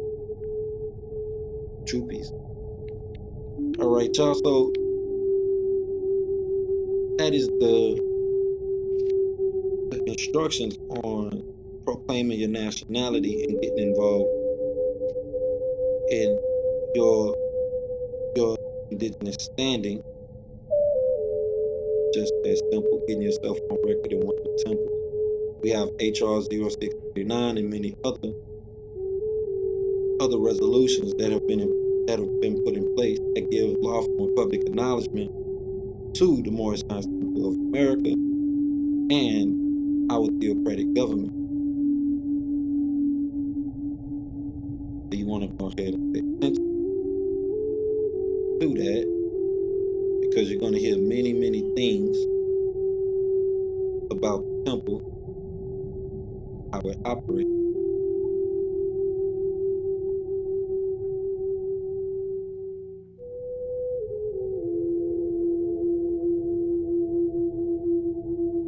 So with that, next we're going to get into what we call the Holy Shahada and proclamation of nationality procedure, which is the pronunciation of one's nationality, which will be held on Holy Day for all citizens, peacemakers, or Muslims all over the world. And during the ceremony, the new civilian or template will be ordained in Bay or Day, given his or her royal period title of kin, honorable, lady, noble, Nanya, prince, or princess by a Grand Sheik and or Divine Minister, and also receive his or her nationality card and button from the Divine Minister of the Grand Major Temple. Upon conclusion of the nationality proclamation, the Grand Sheik and Divine Minister will have the civilian, template, and temple prospect stand while he or she reads the authority of the Moorish Temple of America. It is by virtue of the Religious Corporation Act document that can be found in herds of vile statutes that gives the Moorish Temple of America, Asia, and Africa the authority to restore the nationality and birthrights of the lost Asiatics of America, Asia, Africa, and all world islands, and give them the title to their vast estate and their heritage. The Grand Sheik and or Divine Minister is to read from the card and have the new national state, law is God, and Noble Drali the prophet. And I am Moorish American, African, or Asian, and or world islander. This is our more clarification of faith or Shahada and our national pledge of allegiance. The new civilian or template's free national name should then be added to the Temple's Book of Life, their role in the Civics 101 course, and our complimentary World Civics Club. The nationality ceremony should be conducted by the Grand Sheik and Divine Minister or any other Divine Minister, so designated by the Grand Sheik and Divine Minister in his or her time of absence, and most notably by the assisting Grand Sheik and Divine Minister. The nationality card and naturalization application must be signed bearing the name and title of the Grand Sheik or Divine Minister who issued the application and card and the date of its issuance. The Religious Corporation Act has deemed the Global Interdependent School District and the Incorporated and Chartered Moorish Temple of America, Africa, and Asia as a religious trust and theocratic government established in 1928 on August 20th. This religious trust is the true global trusteeship system for the Holy Family of Nations, forming the global nucleus. So that is the instructions and the procedures on proclaiming your nationality and your indigenous standing, and not all this status correction processes and sovereign citizenship processes that our people have using the nation with and misleading our people. A lot of people have gone down that road, and now they have that mindset on how to interpret law, things of that nature. So with that,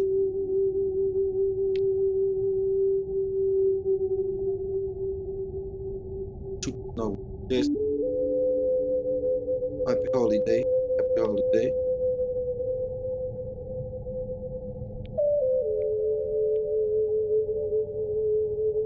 Peace, Noble. All's well. Yes, happy holiday. True peace, everyone. Happy holy day. Hope all's well with everyone that just came in. I seen a couple people just popped in with you, Noble. You want to say something? True peace, go ahead. Oh, no, boy, I was just responding. I was just saying all is well. Yes, ma'am. Hope you're enjoying your holiday over there. And we're going into our closing for the evening, but we still gonna deliver what needs to be delivered for the people. But I just finished wrapping up the holy instructions for proclaiming your nationality. We have a lot of people that are getting the wrong information, and they get caught up in the rhetoric of status correction and that patriotism and sovereign citizenship language. So I want them to understand how simple it is, just going through the procedure of doing your holy shahada or nationality procedure, a proclamation of your nationality, which is getting involved with a temple, your local temple, or even if it's a virtual temple, an officially chartered temple, the Moorish Science Temple of America. We have HR 0689, and just recently, Noble Majestic brought to our recollection HR 1203 from Georgia, and many other states that have the lawful and public acknowledgement of the Moorish Science Temple of America as a sovereign theocratic government. And we have to really understand the power behind a theocracy, a theocratic structure, even when we're talking about indigenous peoples, because in international law, indigenous peoples or indigenous bodies of people, communities, tribes, etc., they are technically tax exempt in this country. And so when you combine the power of the religious court and the indigenous body of people, that is the most strongest thing that you can get when it comes to law. And a lot of our people fall down that trap of, going in negotiations with the BIA and being put on record there, which is nothing wrong with that. But if you want to exercise higher forms of jurisdiction, then you really want to look into the religious court structure or that theocratic structure, because now you're pivoting yourself not under the jurisdiction of a secular nation or secular laws. You're pivoting yourself in the jurisdiction of natural jurisdiction or natural laws of nature. And you have so much to stand on if it's your indigenous culture, for those that actually know it, and the teachings and the knowledge of that culture or tribe, especially things that go back to the biblical days, because now you have all this biblical text or sacred text, whether it's in the Bible or not. That includes the Apocrypha, that includes the Enuma Elish, all these sacred texts, the Diamond Sutra for the Buddhists, etc. All this sacred text that comes from us indigenous peoples. It don't matter if it's Buddha and the Nadi dreads, or you're talking about the ancient Tamarayans from ancient Egypt, especially the laws that are written on the pyramid walls. Once you know them, you can exercise things from a higher standing and jurisdiction. So if we just reach out to our people, tap them on the shoulder, don't do that in Chicago, but reach out and touch somebody's hand, like the preacher would say, and pull our people in and give them this recollection, because you get caught up in the feel-good jargon of that language, or that sovereign citizenship language, or that patriotism language. And a lot of our people, like I said, get misdirected, misguided, get caught up in vain discussions. Are we Moors? Are we Hebrew Israelites? Are we this? Are we that? What are we as a people? And if you're not realizing by now, or you haven't realized by now, that we are all that in a bag of chips, you should be looking into your DNA. Some people DNA don't go beyond America. Some of our DNA touches every continent on this planet. Some of it goes off the planet. Some people have shorter DNA that expands a shorter frame of time. And some of us have DNA that expands longer. But nonetheless, indigenous is indigenous, whether you go back as a 19th century indigenous person, a 18th century, 17th century, 16th century. And if you can trace yourself back to at least the 18th century, then you got some indigenous roots going far back, regardless whether it's biblical or prehistoric, however you want to look at it. But for those that will be coming in and listen to the replays, make sure y'all go over there and get this out to our people. Reach out and touch somebody's hand. Go ahead and propagate the faith. That's what the faith is, and the gospel is. That's the gospel that I read about earlier, that the prophets say you don't even want to grasp it or take a hold of it. You don't want to learn the truth, and then you turn around and walk away from it, because it's gonna kick you up the head. You can't unlearn what you learn. You can't unlearn the facts. You can't unlearn the truth. That now you become liable. Now you become responsible, and that responsibility falls upon you. So with that, I'm gonna jump into our mandatory literature from the prophet. I want to go ahead and read this message of the prophet to the members of the Moorish Science Temple of America.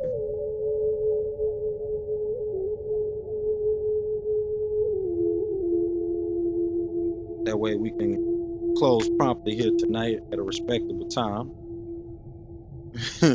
Because I think 2 holidays ago, we was like 4 hours in. We stood here for 4 hours. I did not mean to hold y'all for that long. We did not end promptly at that day. On that day, I'm sorry. All right, y'all. So we're gonna dive right into this literature from the prophet, and then we're gonna get our closing contributions, any questions, things like that. Then we're gonna close out with our Moorish prayer, so y'all can get back to enjoying y'all families. So the prophet left some instructions for the members of the Moorish Science Temple of America, Islam. The prophet said, "Be faithful unto your forefathers' divine and national creed, that you will be blessed for your good deeds that you sow in the flesh. Allah is the one that judges the world, and his judgment is now on, but the weak can comprehend it not. The end of time is drawing near, so says Allah to his divine prophet, Noble Ali, and that is why many have been turned to stone, and many have eyes to see, but cannot see, ears to hear, but cannot hear, lest they would be confounded of their sins. These are the trying hours now, dear Moors, and every evil spirit is moving, and they are trying every weak mind to overthrow and drag out the true foundation that has been laid, and to cause confusion in the minds of the ones that do believe. But if you have the true love of Allah and the spirit of your forefathers, You fear not what you hear or see, but will sacrifice the utmost of your very life to protect your movement and your profit. Watch your enemies, dear Moors. Your enemies are the ones that speak against your prophet and ridicule him to the very lowest, and the ones that speak against your divine and national principles of your temples. Act accordingly, and the law will bless you for your good work. True peace, your divine prophet, Noble Drew Ali. So, prophet was saying, be weary, especially in this day and time where you got so much controversy, where the Moors enslaved people. The Moors are the really the Europeans. All this conscious community rhetoric that we still running in circles of, and not really diving into the intellectual comprehension that Moorish people are a global people, melanated people, indigenous people are a global people. Moors did not just start in Europe, especially when the prophet is mentioned. This goes all the way back to Moab. If this goes all the way back to Moab, this goes back to Shem. If this goes back to Shem, this goes back to Ham for the Egyptians, which is what the prophet mentioned in the Holy Quran Circle 7. This goes back to Noah, Utnapishtim. If this goes back to Noah, then this goes back to Enoch. If this goes back to Enoch, then this goes back to Adam. If this goes back to Adam, then this goes back to the heavenly host, which you call the Elohim, the Netiru, the Anunnaki, the Thunderbird, Kachina, the Loas, the Ephas, the powers. However further you want to go into that.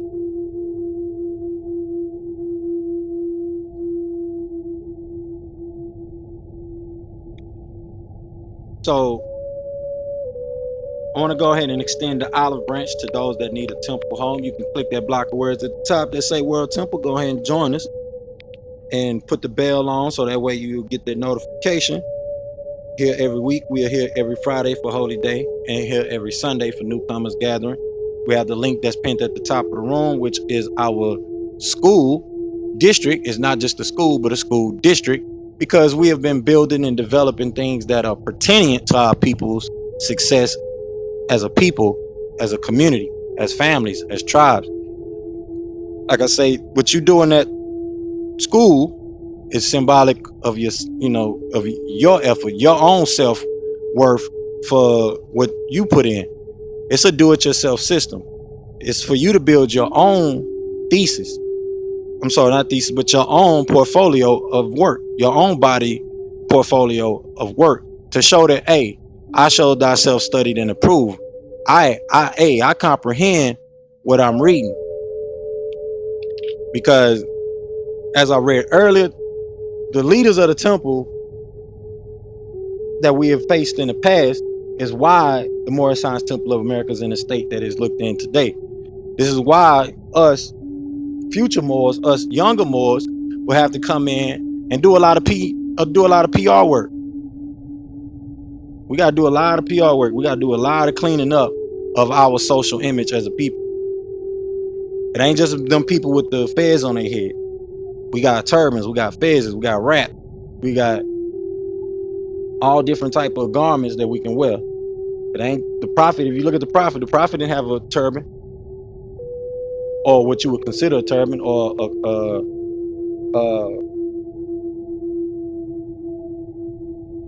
a fez, or a tarbouche. Sorry, they call it turban. It's actually a tarbouche. But the prophet didn't have it on his head. He had another type of garment that we wore in ancient days on the head, with feathers on it. With feathers on it. They changed the word Indian. They changed the word Moor to the word Indian. So even if they calling themselves American Indians, like you have American Negro, which was deemed by other people, now you got a new word that's been copyrighted called the foundational black. And more and more of pushing ourselves away from the theocratic government acknowledgement that we have. You are your own jurisdiction. This has nothing to do with no sovereign citizenship concept. You being caught up in some type of patriot movement. Though a lot of them hold trade secrets, I will agree to that. They do hold trade secrets, but you're not learning to wield it in a entrepreneurial spirit. You're not learning to wield it in a entrepreneurial type mindset, an economical mindset, which is we're gonna go over that again this next week. So, like I said, we're gonna extend the olive branch to those that need a temple home and a place to call home, a spiritual home. We are here. The olive branch is being extended to you. And with that, I'm gonna read the message from the prophet that he speaks to the nations. The prophet says, if you have race pride and love your race, join the Moorish Science Temple of America and become a part of this divine movement. Then you will have power to redeem your race because you will know who you are and your forefathers were. Because where there is unity, there is strength. Together we stand, divided we fall. Come, good people, because I, the prophet sent to redeem this nation from mental slavery, which you have now, need every one of you who think that your condition can be better. This is an open field to strong men and women to uplift the nation and take your place in the affairs of men. If the Europeans and other nations are helping me, why not you? It is your problem. The Negro problem is being solved only as it can, and that is by the Moorish National Divine Movement. If you have a nation, you must have a free national name in order to be recognized by this nation as an American citizen. This is what was meant when it said, seek ye first the kingdom of heaven, and all these things will be added unto you by the prophet. So, because the prophet has other nations across the world helping him, other biblical tribes across the world helping him, and us as a body politic that don't make Moorish people sell out.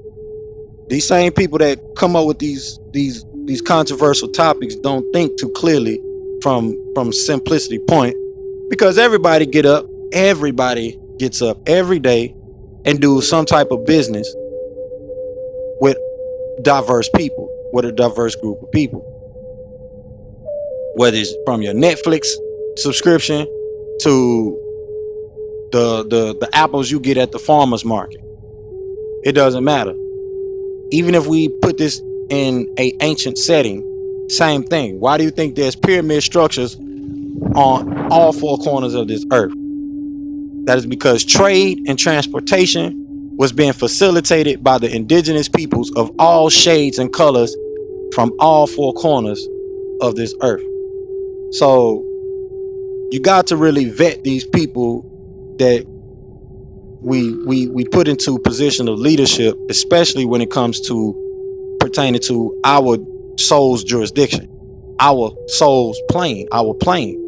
This is why we went into that today. The planes, and like the prophet mentioned in the oral sayings and prophecies, if I can't teach you from earth, I will be teaching you from the soul plane. And we went into the plane that is described in the holy tablet.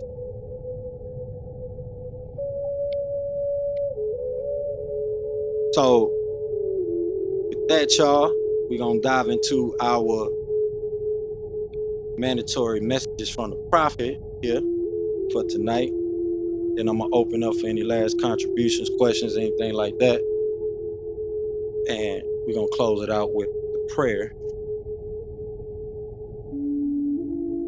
So this is the prophet warning to all Muslims, peacemakers, that he wants us to read in every temple meeting, every temple service. The prophet say, I hereby inform all members that they must end all radical speeches while at work, in their homes, or on the streets. We're for peace and not destruction. Stop flashing your card at Europeans. It causes confusion. Remember, your card is for your salvation. Failure to obey these orders will be of severe consequence. We are for love, true peace, freedom, and justice. And when these principles are violated, justice must then be enforced. Any member or group of members who hold malicious feelings toward the temple or the prophet, or violate the divine covenant or the Moorish movement, will receive their reward from Allah for their unjust deeds. All true Moors will and must obey the laws laid down to them by their prophet. If they lose confidence in their prophet, they should turn in their card and button, cease wearing their turban and fez, and return to the state where I, the prophet, found you.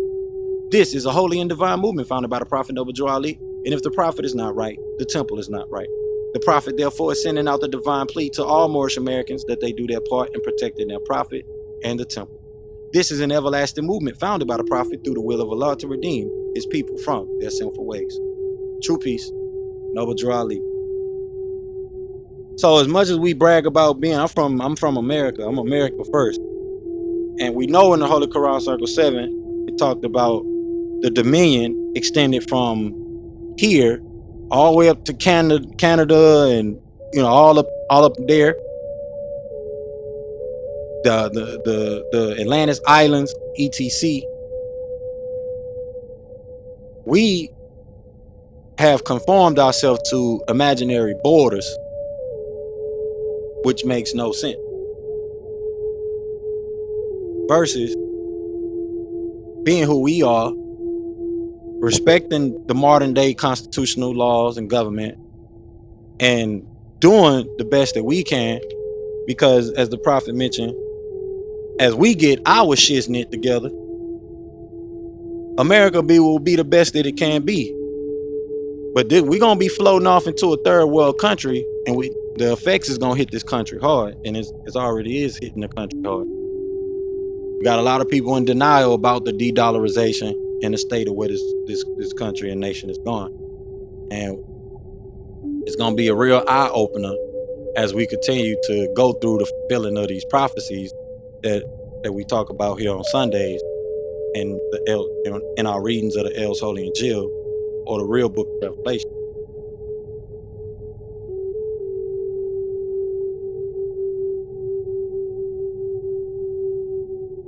Right, so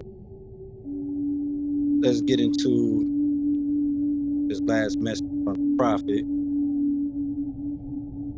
Then I'm gonna open it up for some shares and contributions, questions. So the prophet wants us to proclaim this too at every temple meeting and temple service. Islam. The prophet say, I'm glad to know that I have a few faithful Moors among you all, and I desire for them to know the truth and the divine truth. There's a host of jealousy about me and the movement now by the same people of our side of the nation that claim that I was only a joke and unreal. But now, since they have found out from the government officials and the nations of the earth that this is the only sole foundation that all Asiatics must depend upon for their earthly salvation as American citizens, they are working every scheme that they can to disqualify me so they may take charge of the situation. I have notified all these things to you long ago in the past. It is through the faithful Moors that attribute to the movement and uplifting funds, the ones that paid their divine respect to me and the movement, will be remembered. That is why I'm calling upon all faithful Moors to increase their faithfulness to me, your prophet, and your divine Moorish movement. I need finance, and I need it badly. Never before have I needed finance so badly as I do at present, so I can shove aside the discord that is facing the nation. It all comes through jealousy because of my fame and nobility. The nations of the world would not recognize the movement without me, the prophet, being head. It has been proven by my works, which I have performed in the past few years. Prophet Noble Drew Ali. All right, y'all. So I'm gonna change the link at the top of the room, and y'all can go ahead and make any contributions, any shares, ask any questions you would like to ask. The floor is open. True peace, Islam.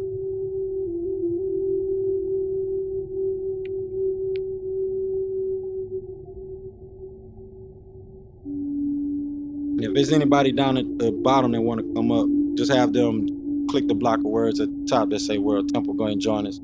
Make sure they do that first. Discuss that with them in the chat, and then go ahead and bring them up for the share. While y'all do that, I'm gonna change the link to the room.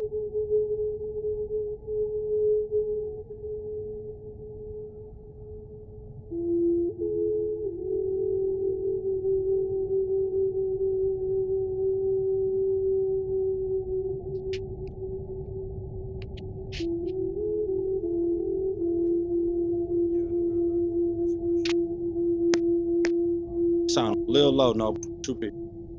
Yeah, I don't know if my phone, my Bluetooth battery just died, so I don't know if can you hear me? Yeah, I can hear you now. I might just wait till next Friday to ask a more clear question. It was involving prop firms. I don't know if you can hear me. Yeah, I can actually. I can hear you real good.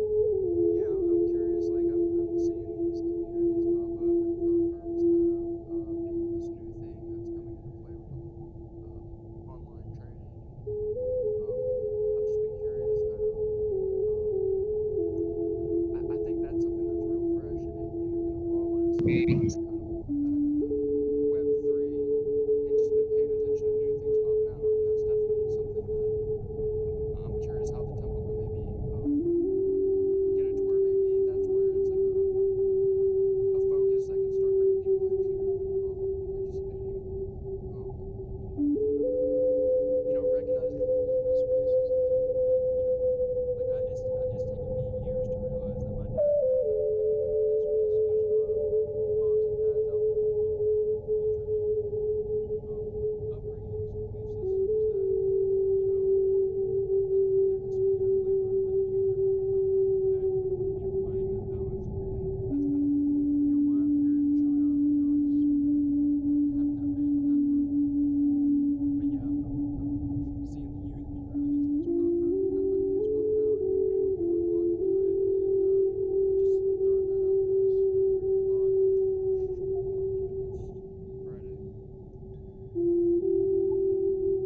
Islam. Yeah, that's why I open up the space.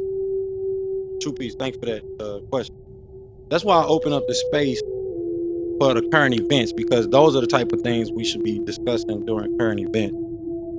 And also remembering to go over things that we're working on in the temple, things that are getting done for the community. Also share that during that time, and just communicate about the opportunities that are available. That's why I say we don't want to just depend on things that you're hearing on the news and stuff like that. Good news is also, hey, I found this company that we can do this with it, or anyone that want to get involved, such and such and such and such. That's the unique part about what we're able to do here versus how they kind of do things in other temples during their Juma, during their gathering. We actually gather to have real communication, real conversation, and that's just the part of having that real conversation. So whether it's a prop firm or some type of real estate investment opportunities, things like that. Hey, I found this opportunity. I think it'll benefit us in the community. This is why, and this is why I also mentioned what we're doing with the family office, because our family office structure is the same thing like a Rockefeller, Rothschild, and all those names that they have, but ours is more so geared toward our religious community and being a family office, not just for the family itself, for my immediate family, but the actual family of the congregation. So we naturally inherit all of the members of the Moorish Science Temple of America and all the people of the Divine and National Movement that that we have in our ecosystem, because there's certain rules when it comes to who you can give advice to and who you can't give advice to without having to register as an investment advisor. So those are the things that having the family office kind of benefits us and how we're doing it, as well as the conversations and how we can structure those conversations. We can discuss investing in gold as a community. We can discuss trading forex and like I say, get into real estate, buying businesses, etc, developing communities as we're doing. We can get into those conversations, and that's the reason for having the current event segment. So that the question is very clear, it makes a lot of sense, and I appreciate you for letting me answer the question in that manner, because it needed to be asked and it needed to be answered, but give clarity to as well, because closed mouths don't get fed, and we're not going to get anywhere if we don't have the participation of all involved in the community, the cooperation of all in the community. So that's why I just mentioned this week that the things that me and Brother Raheem are working on, the things that we're working on, this is what's going to take that discussion and those shares to the next level. Because once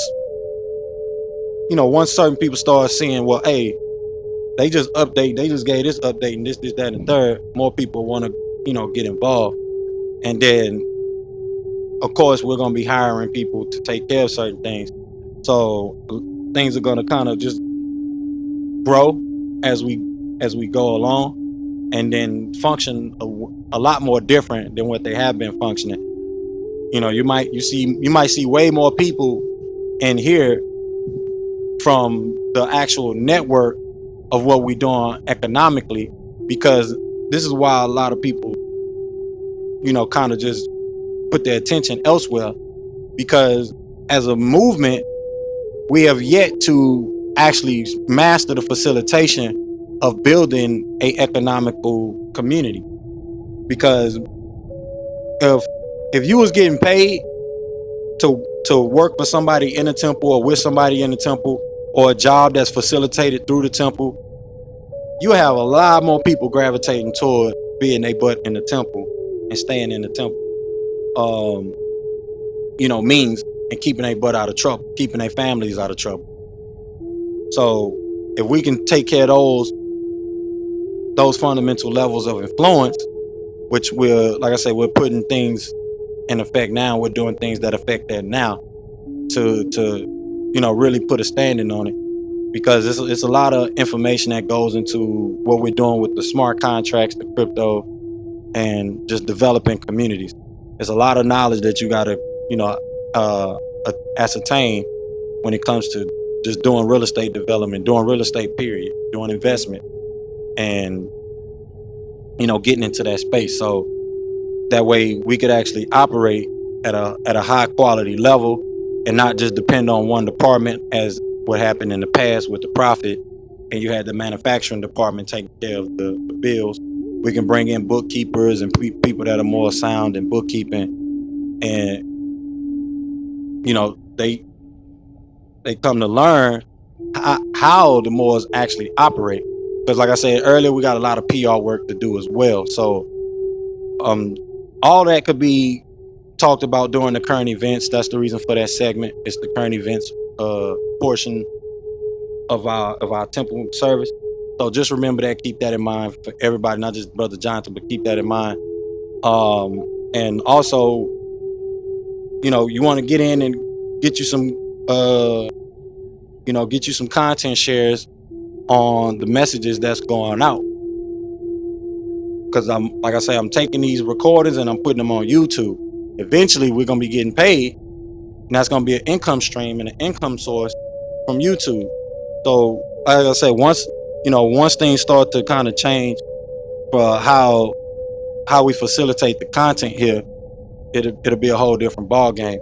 And it's not like that in a lot of these other rooms, and they don't really offer that openly to the people that's actually participating on stage with them, or a part of the royal body or community body or board, whatever they have, that's doing things and facilitating things with them, versus how we're doing it and how we're supposed to do it as a people. So I appreciate that question. Like I said, no, but well, Majestic said she couldn't hear you, so I don't know if you want to repeat what the question was. I'm sure y'all heard the answer, but if you want to repeat the question, John, if you can, go ahead, do that for the nobles. So she can hear the question. True, it's just about the I feel like you answered it really, really well for kind of, preparing the next levels of kind of what's going on, but just basically about prop firms and people being able to trade and kind of Suki, focus. I don't know if it's my volume because I am getting it far. Noble Sensitive, can you hear him? Yeah, I can hear him, but you probably can't hear him. Jonathan, if you can drop out and come back in, so that see if that'll work for the noble, so she can hear you. Yeah, let him refresh his. Go ahead, True Peace Noble. Go ahead, Noble Jonathan. True peace, yeah, this might be better. Yeah, no, I was just basically saying that I'm seeing these communities starting to gather around, people taking challenges to be able to pass these multi-stage prop firms for getting into trading. And my view has been, with technology and the rate of being able to do trades with computers in the first place, it gets into that realm of gambling and kind of taking advantage of the system if there's not a bigger view in mind. So I'm looking at how does the world temple stay current based on the actions of, someone like me who is looking at the technology as being a way to express art and participate in an artistic way with others, in respects to the divine nature, and knowing that I'm, walking alongside someone else who's seeking those kind of same footsteps type thing, living by faith. But I know that there's a lot of power in developing communities based around these prop firms coming up, and it still kind of has that entertainment kind of Wall Street vibe to it, and that's what I think that a lot of people are lost in. And yeah, that was kind of basically the question. He answered a lot of it, and I think that'll set the stage too, leading forward. Islam. So I think she heard now. We got to. There's definitely Islam. skill set. Go ahead, Noble Majestic, and then you follow. I'll let him finish his thought. I just wanted to thank him for repeating the question. True piece, yeah. Islam. No, there's definitely a skill set that I'm new to this, and I'm like, wow, there's actually really is a skill set that involves not just mind, but also your whole body and spiritual awareness. So I see that a temple full of bankers who actually, because I'm just learning that a lot of the bankers are doing this anyways. They're doing the trading with a lot of the currencies. I'm like, oh yeah, well that makes sense, But there's just certain things that are so simple that I'm still coming into awareness based on my upbringing and path of knowledge. So people are in different places, and I see a lot of potential in sparking people working together is happening right now, and participating in that. In the long view, as like, I don't know if it's like the world temple and the currencies with the sovereign coin is meant to be like a safety net, or how that's viewed as a long-term kind of path towards that. I see a lot of really good projects with hemp, but having that orchestration where it's in the right light, not going off into this capitalistic crunch where people are taking advantage of the plant and the people with it. So I don't know, I'm just throwing ideas, brainstorming, excuse me. Islam. That's what it's meant for. Yeah, you hit the nail on the coffin with the sovereign coin, more coin, more cash, Nomni, all the other instruments that we have, pretty much a safety net for our people. And instead of being pegged to the dollar and falling, potentially falling under the stable coin bill, we would fall under being pegged to Bitcoin itself. Though we still are required to have solvency and reserves of currency, we still kind of avoid a lot of red tape, and there's a lot of things that we're also going to put in place for structuring ourselves and protecting ourselves legally, and building a professional financial economy within our community that is the safety net to people globally, because we already know Bitcoin is a safety net. But to camel back a bit, I want to go ahead, Jonathan, if you can, go ahead and affirm and clarify what is a prop firm for everyone that'll be listening to this recording and everyone embodied at the moment. True peace. True piece. I mean, basically from what I've gathered, it's just a network of individuals who, or maybe a few of them who set the firm up, have been successful within the markets and wanted to be able to invite other traders to participate, and kind of get their feet wet in a manner that allows for growth within that journey or path of learning to be a day trader or swing trader, or the different layers involved in what trading is becoming now, with smartphones and computers. So it's definitely it feels like there's levels of support that are coming into play because of those things. But again, there's risk involved based on, even brokers. I mean, there's risks, in life in general. Nature has risks to it. So yeah, it's it's an interesting world we're emerging or being birthed into, for sure. Islam. So to add on, a prop firm is basically a company that allows you to use that company's money to trade with on a trade account, whether it's forex, stocks, or whatever type of platform. Use that company's money to trade with. And so we have the family office, and then of course we have the ability to partner with other people. So if you get a chance, look into what a family office is, which is basically a wealth management or wealth manager for a family, a wealthy family. So with us, like I said, with us doing it for our congregation and community, we would be one of those firms in the community that helps manage the wealth of the people in our temple jurisdiction. So that expands globally, not just here in America, because you have Moors all over the planet. And so with a prop firm,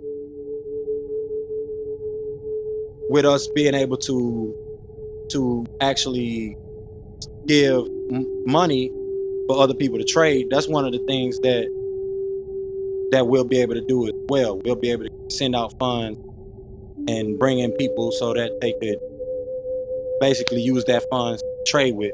That's something that we'll get into eventually here also as well, because with us, we have many different forms of alternative investments, whether it's forex, whether it's real estate, getting into precious metals, buying businesses, etc. So we have a very vast IQ when it comes to what we can do and facilitate as far as investment. So we have that. We have the technology. We have the community exchange system, which is basically our own community-based type of exchange that's complementary to a decentralized exchange, which is what the crypto and things like that consist of.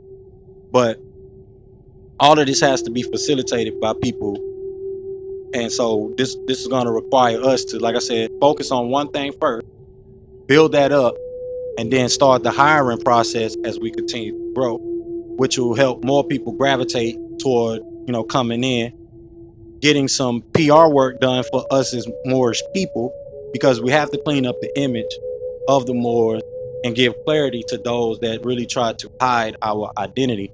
Because if the government has already lawfully acknowledged us from HR 0689 and much more, then we have to be sound about having marketing firms, advertisement companies, financial companies, investment companies, trading companies, like Jonathan is talking about, merchant companies, and the list could go on when it comes to what we need to have as market participants in our own economy.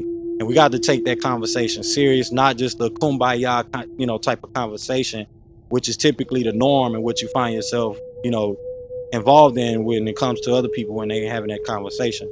But this is why I say this is what current events is about. So this is why I open up that segment. Sometimes it's a little short, sometimes we don't even get a chance to get to it. But we need to make sure that we stop, have that conversation. Sometimes the sermons go a little longer. And then, like I said, also for those that would like to contribute uh, uh, uh, uh, a lecture or a quick sermon, we opening up that space and time too as well. So that way we can have more speakers come in and they can participate in the market share or the contribution share of what we're doing with the content, because this is going on YouTube eventually, and it can go also on your own YouTube, because it's open for everyone to download and take clips of or whatever and add it into your marketing content, and spread things, spread this recording out. So coming from the multiple income streams that can be created. That's another reason for wanting to, have an or that's another incentive and reason for having that urge to contribute, to let your voice be heard, let your message be heard. What thoughts do you have? Because everyone has their own Instagram, YouTube, Facebook, and all that. And if you're doing things throughout the week, this could be a portion, or used on your marketing content or whatever it is. You can add this into that. So you have that. And like I say, just remember that this is for, us to discuss during the current event segment. So, if we going over too long, over 15 minutes, acknowledge it.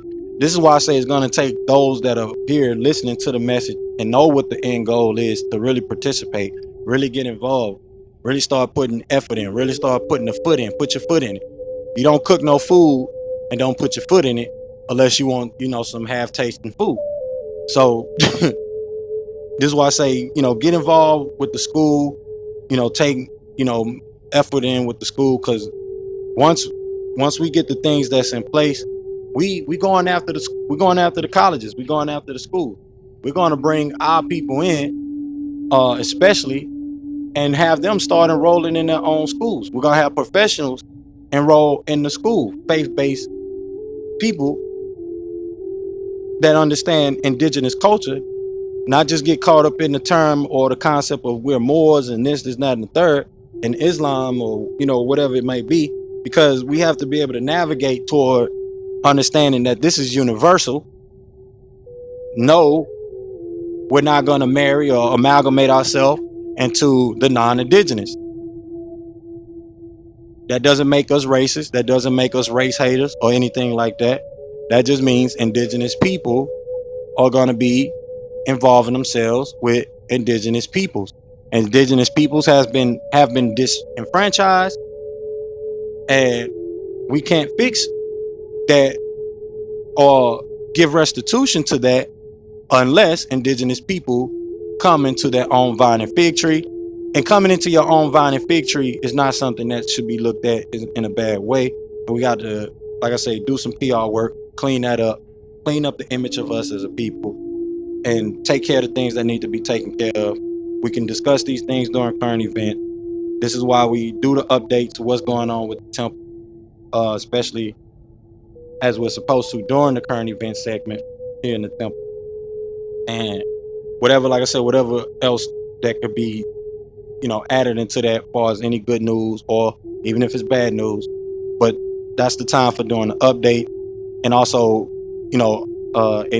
announcing those opportunities, like a prop firm, like a real estate investment or something, or even a job, even if it's a job that people in the community can get involved in. That's the time for that. So we're gonna get into this prayer, y'all. Unless y'all got any more questions or any other contributions, we're gonna jump into prayer. We're gonna close out for the night. Suki, True peace. I have a question regarding something that I heard that really made sense to me, and it was regarding government and statehood. And I think many months ago, Noble himself may have already addressed the fact that the World Temple was acknowledged, in international, forums. And the reason why I'm asking, because dealing with current events, we have situations that are happening all around us, like Elon Musk, hiring, one of the WEF forum members, to now be to now run Twitter.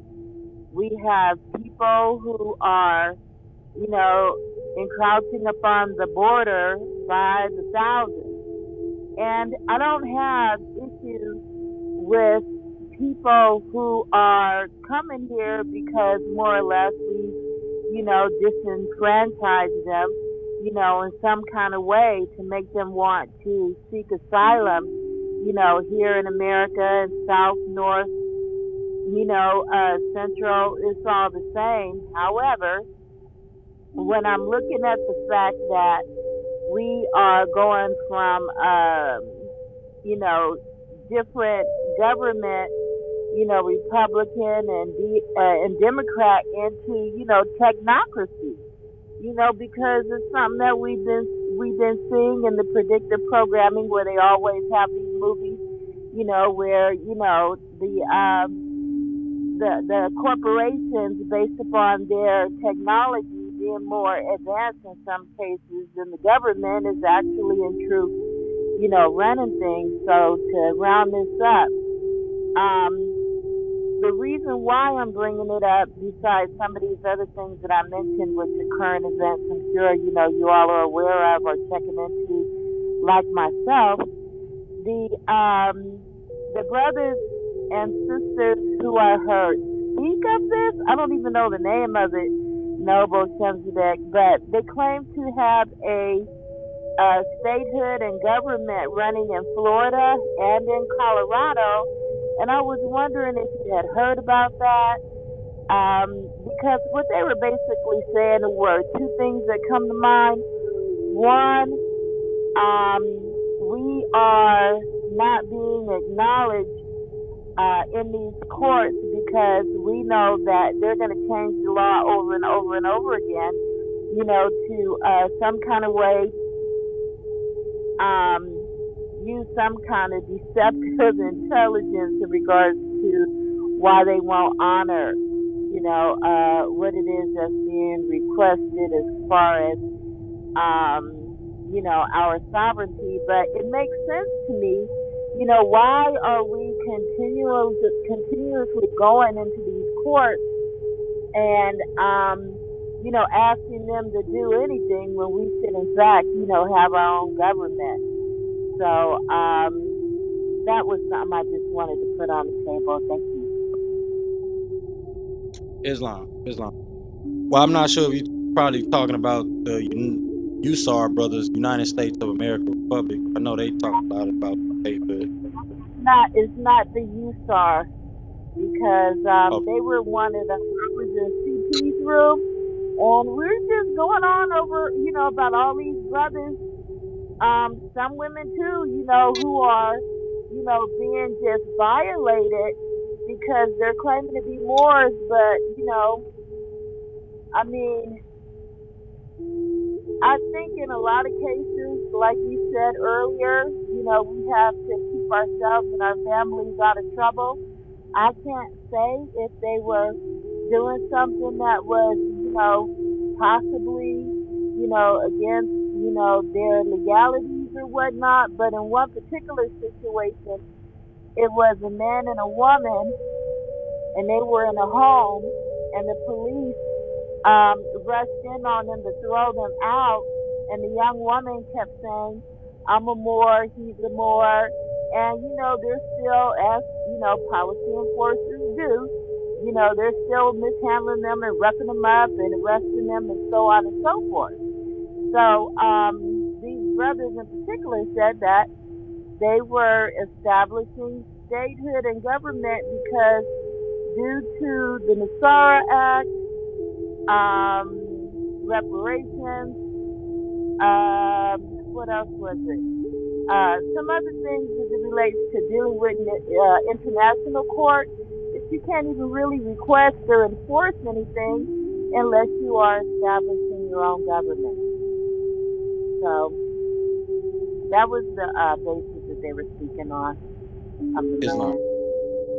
So right. Now I do understand that. I wouldn't say necessarily having your own government is the remedy to that. Having a lot of money, or not even a lot of money, but enough money to take care of those things could really put an act right on certain law enforcers. Because just before I go into the details about it, is it's chess when we dealing with the legal system, especially their legal system. And this is why having those asset protections, that's why understanding asset protection is very key first, and learning to utilize the tools that are available to us to use. Because we got to remember to take ourselves out of the victimhood mentality that a lot of those situations kind of breed, without even being a victim of anything. And the reason why I'm stating that is because we all have access to a good lawyer. We all have access to a good legal counsel. Even going into us having our own governmental body and government and jurisdiction, which we have. Now, this portion of things is what a lot of our people get caught up. They get, caught up in between that gray area of, because as I mentioned earlier, they get misdirected before they even get brought to the proper understanding of the temple court, and the temple itself being a court, and hashing these things out first with their temple as a court, and then having the temple itself and your governor of the court go and speak to the court, the people of the court on your behalf as a friend of the court, because we have those lawful acknowledgments already as a governmental body. But when you get caught up in that gray area of of thinking that you have certain immunities that don't pertain to you because of certain sovereign citizen rhetoric, that's when things kind of get um spawn into craziness.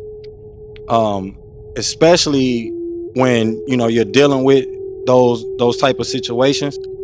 And is not that we need our own government. We have our own government. It's the fact that we don't utilize our own government and statehood that is already there. So if there was utilization of it, this situation could have been kind of taken care of like immediately. And and if a sheriff comes in and takes someone out of their home, we still have to understand that the sheriff still has jurisdiction. We we get caught up in the sovereign citizen rhetoric, or the patriotism, more so the patriotism rhetoric of we're not under their jurisdiction, they can't touch us, we have this and we have that. And that's not solely the case. That's not the case in no form of shape of reality. And that's what I meant earlier. We hurt ourselves a lot by taking up this rhetoric, because when you take up the rhetoric, you take up the mentality. And when you take up the mentality, that's when it really starts to hurt you. And it's hard to, Brother Raheem can affirm to this. I don't know if he's listening, but that is when you really start to really circumvent through these events that kind of happen over and over and over again, versus utilizing our structures and things like that that's already in place. Raheem can attest to the fact that he's went to court many a times, used the Qur'an and the divine constitution and bylaws, and had cases dropped, cases dismissed, things like that. Um, Having the the the regalia and all these different things around you, and certain behavior mannerisms that you already operate in because you're moving in the function of a temple member. A lot of these things wouldn't even take place. And it's the seeping in of you know like I said, the victimhood mentality, because we all go through things. We all face prejudice, malice, whatever. you know People committing fraud, especially with money and contracts, from any background. Don't matter if they Moorish, don't matter if they you know uh Caucasian, etc, whatever. It really don't matter. But what we as a people find ourselves suffering from when it comes to disenfranchisement is the fact that we're not utilizing what we already have in place. Because in the temple, you have muftis who are supposed to be, you know, licensed and equipped and things like that in the practice of law enforcement and doing it in a lawful manner, not in a sovereign citizen kind of manner. So the sheriff could have been contacted by a local, could have been in contact, put in contact with a local mufti. There's plenty of things that could have been done to remedy, give remedy to that situation. But it's not that we need our own government. We already have it. We already have the temple. We already have the sovereign theocratic jurisdiction. It's the utilization of it. And a lot of our people say they're Moors, and I mentioned this plenty of times, but they do not attend the temple. They're not a part of a temple. They do not put themselves in the jurisdiction of what their government is. And they get caught up or misdirected by a lot of this sovereign citizen stuff. So if we was actually utilizing it, have them have a temple locally there in Colorado, etc. Have functional, royal council members or mufti. You see the example just by here alone. Having, temple members that are here and royal council members that are here weekly. And that's having a grand governor. That's having a chairman, having a secretary, having a treasurer. Now be honest with yourself. Not just you, Majestic. I'm speaking, for everyone that's listening. If you come and look at the platform and all those 4 positions out of the 7, how many of those people on the royal council, even in this temple, do you see present? And it's not just this temple that's going through that same thing. It's all the temples across the nation that are going through that same issue, where there's a lack in the a lack of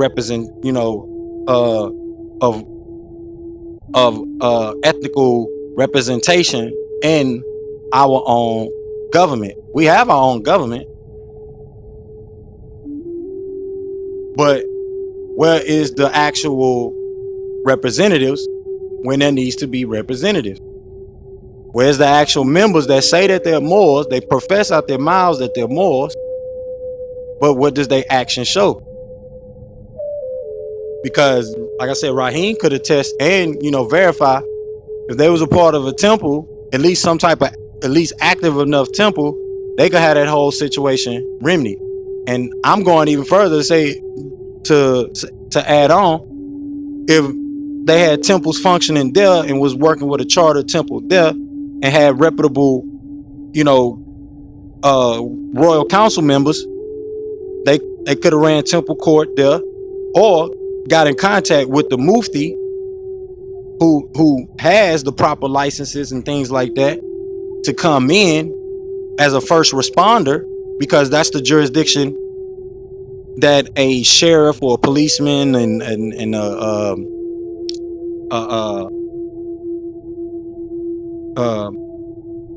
ambulance person fall under. They're first responders. So we would have our people that are first responders with proper licenses and able to meet them on the same playing field and jurisdiction and communicate on their behalf.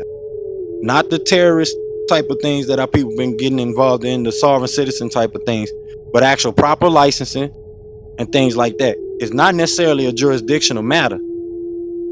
It's more of a how serious do we take ourselves? Does that make sense, Noble? True peace.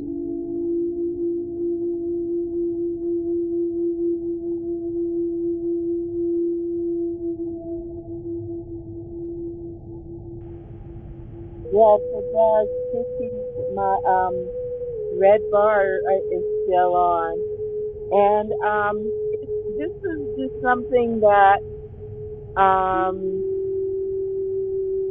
I guess you have to be the change that you want to see in the world.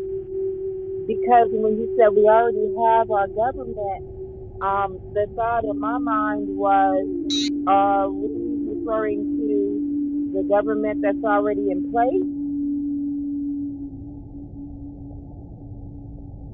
yeah, we got the American government, like the prophets say, we part and partial. We are the true Americans, and with not with just that, we royal Americans, and you're Moorish. So you have your sovereign theocratic jurisdiction, which has its own political status. You're not Democrat, you're not Republican, you're theocratic. So you're under God's law, which can be enforced in this country, is a part of this country, but you have to know how to enforce it. And that's why I say, you know, uh, that's why I say, understanding that we have our own government already, we just don't utilize it. Is not two different governments.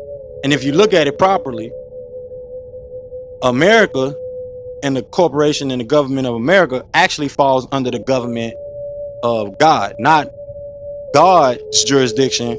I don't know if that makes sense to you, but the American jurisdiction falls under God's jurisdiction or natural law jurisdiction. Not that natural law jurisdiction falls under American's jurisdiction. So it's not necessarily a separate government. It's just an extended jurisdiction, extended, territorial space. If you kind of get into the laws of the country or the code, a lot of that is actually explained in them code of America. This is why, like I go into that the Bible is the law that America stand on. So it's not that, you know, God's law or natural law falls under American law or under that jurisdiction. It's the fact that God's law or natural law has jurisdiction over American law, and American, the country as a nation, falls under the body politic of the natural jurisdiction. So it's technically just one government, and it's bicameral. If you understand it from that perspective, it's bicameral. It's bifurcated, or however you say that word. And you're more on the royal side of anything. You're on that side of Article 1 as an author of as an authority, as a royal of the country. You have that actual we the people status, because you're operating out of that inalienable right in that God's jurisdiction. A lot of people put themselves into other secular subjections and separate themselves from the natural subjection, just being subject to that Article 1, and you have a title of nobility. This is why in House Resolution 75, the Moors have the authority to affix their title of nobility to their names. You're like I mentioned before, you're in the same position like in Britain, where you have the royals and the royal family, and then you have the regular citizens of Britain. So you have the royal government, and then you have that UK United Kingdom secular jurisdictional government. So they all are the same people of the United Kingdom, but you have those that have that jurisdiction and those certain immunities that, if exercised properly, they can utilize through their royal side of the government, their royal side of the jurisdiction. So it's not that it's a separate government. You all, like I mentioned, the prophet said we're true Americans. We are the true Americans. So you exercise that first, alienable right, and right in the constitutional, that constitutional right, as the true American, as a person that carries a title of nobility. It's not a different government, same government, because they have already been merged. Their merger comes through the constitutional fold. So, like I said, the government or the country, it stands on the Bible. So understanding that theocracy means something decentralized, like I mentioned before, it's in the sphere of the God's law, and not that God's law is under the sphere of or the plane of American law. So if you get what I'm saying from that standpoint, that American law or the country of America is an extension of the jurisdiction of God's jurisdiction or natural jurisdiction, then you'll get what I'm saying. It's not necessarily a separate government, um, and two different distinctive governments. It's pretty much the same government. It's just an extension of our jurisdiction. Hope that makes some kind of sense to y'all. True peace. Should be. True peace. I'd like to say something real quick, if that's cool. On that. Well, hold Because on. like Let how I've Noble been looking Majestic at go. it. True Oh, peace, sure thing, Jonathan. sure Hold on. thing. Let Noble Majestic go first, and then you go after she goes. True peace. I think Mo was trying to say true peace. True peace. I, for a long time, have, in my mind, the ancestors have given me that understanding as it relates to the legalities and the laws of man are under the universal law. And it's just as I'm listening to you and you painting the picture of, look at the quote unquote, because I cannot call those people royals knowing that they are far from that in their deeds and actions. And on top of that, they have also been responsible for a lot of these poor countries that they have put upon them to pay fealty, you know what I'm saying, and taxes to a quote unquote royal family. As long as I can remember, that's what the firm has been about, or whatever they're calling themselves today. It's just that it's very, very sad that you see that the government is not for, like you said, the citizens.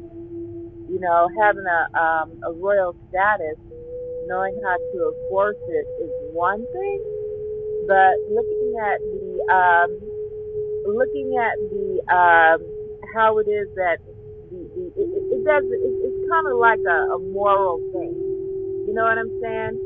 It's like, why would you want to claim nobility as a royalty, or what is called a national, because they ask you in most contracts, are you a citizen or are you a national?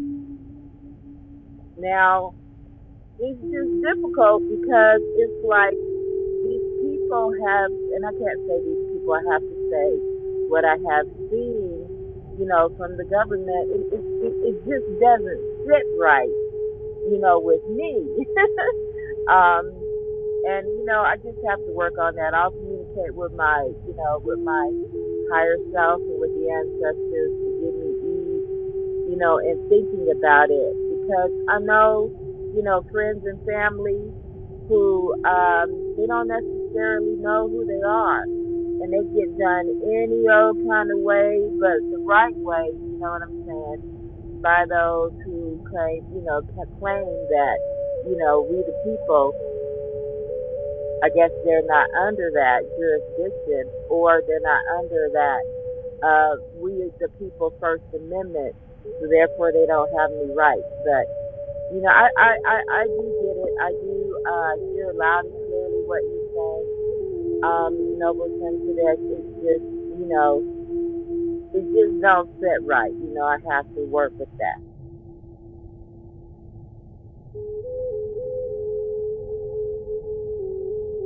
Islam, and I grasp that. The thing is, you have a lot of people in the law enforcement arena or space. They don't, abide by the Constitution, and I mentioned here a lot that there's a lot of special interest groups that are involved in the operation of the courthouse, and that's because solely because we, like I say, it's still on us because we don't take action and get ourselves involved and create our own special interest groups within the court. Um, and like mentioning as far as like the royals, I get that.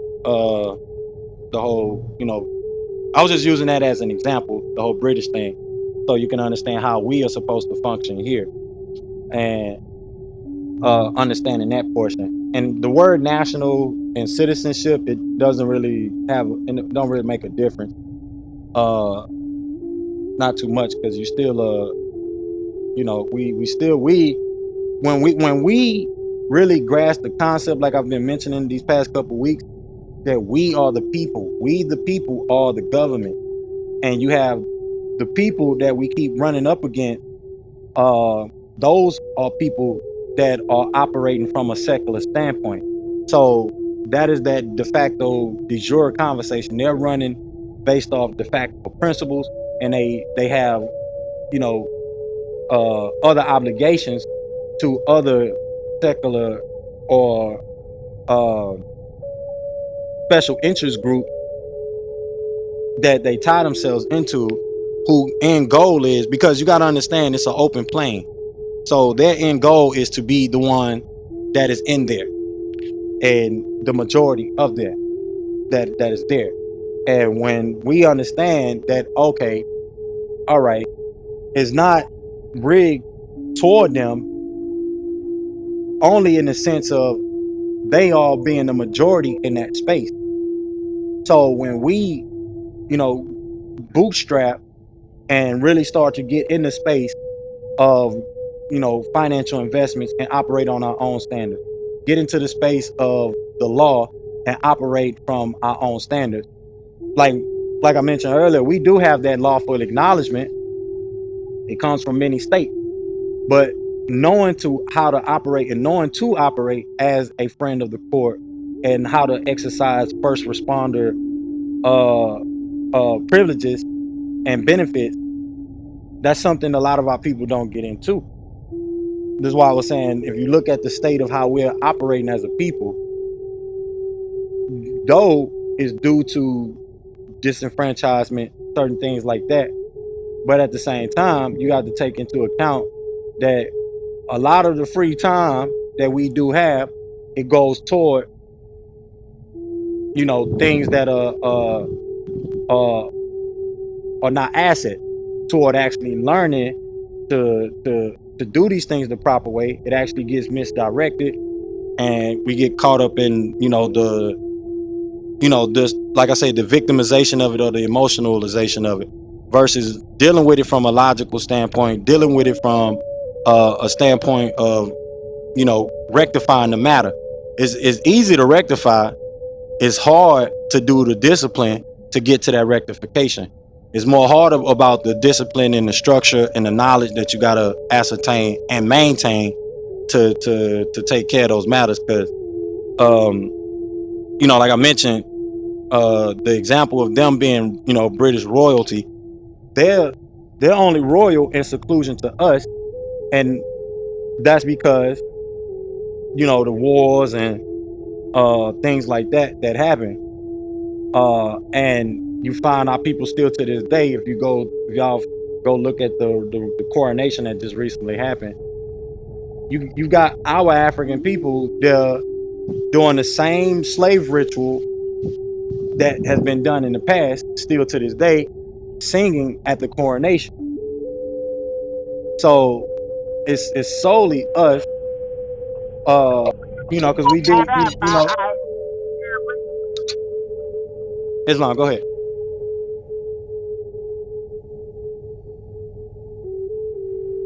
I was just Two piece saying, though. Go I'm ahead. glad you brought that up. Oh, yes, sir. I have a red bar.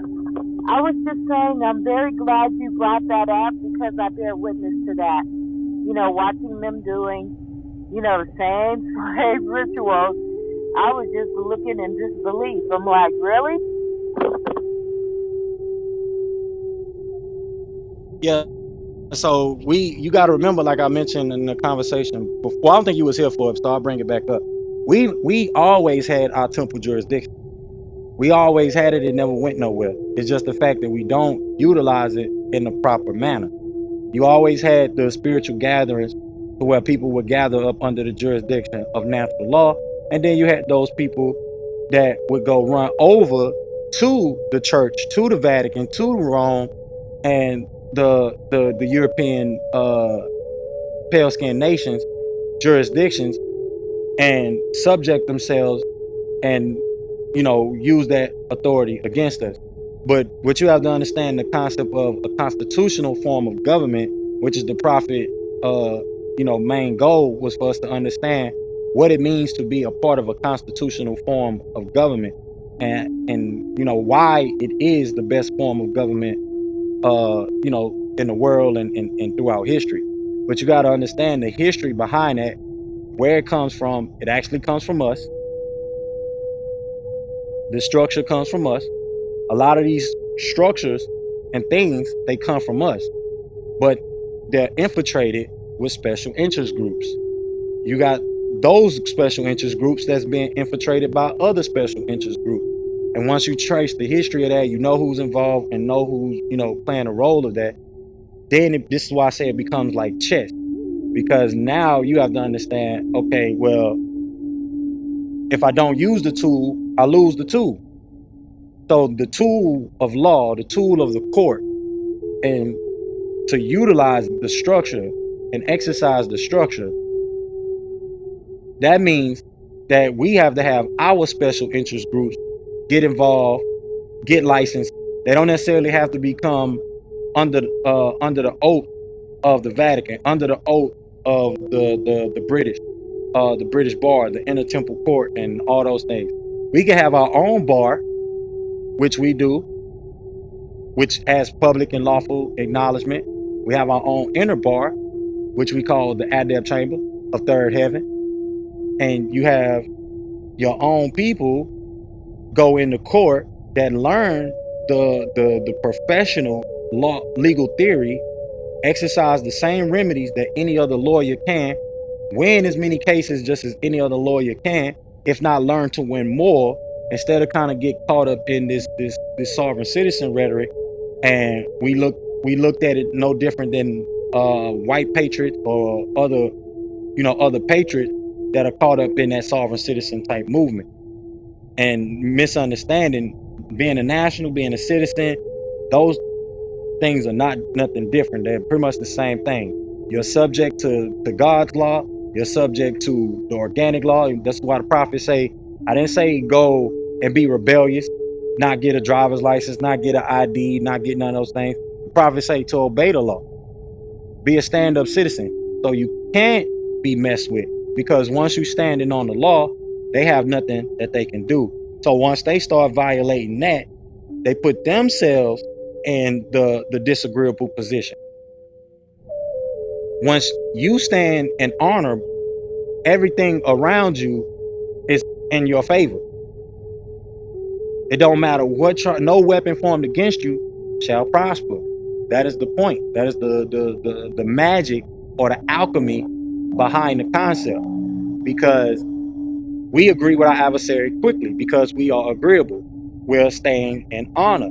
I accept for value, yada yada yada. If you understand the universal, dynamic of how that plays out from secular law back to theocratic law, and you be able to walk that bridge back and forth with all the different principles and maxims and all these axioms and things like that, these philosophies, and you can walk that bridge back and forth between what our ancestral philosophical way of thinking is back into what today man-made laws is. It's a wrap. The ancestors already gave you the answer. Man-made law is a part of under universal laws. It's a part of universal law. It's something that's under it.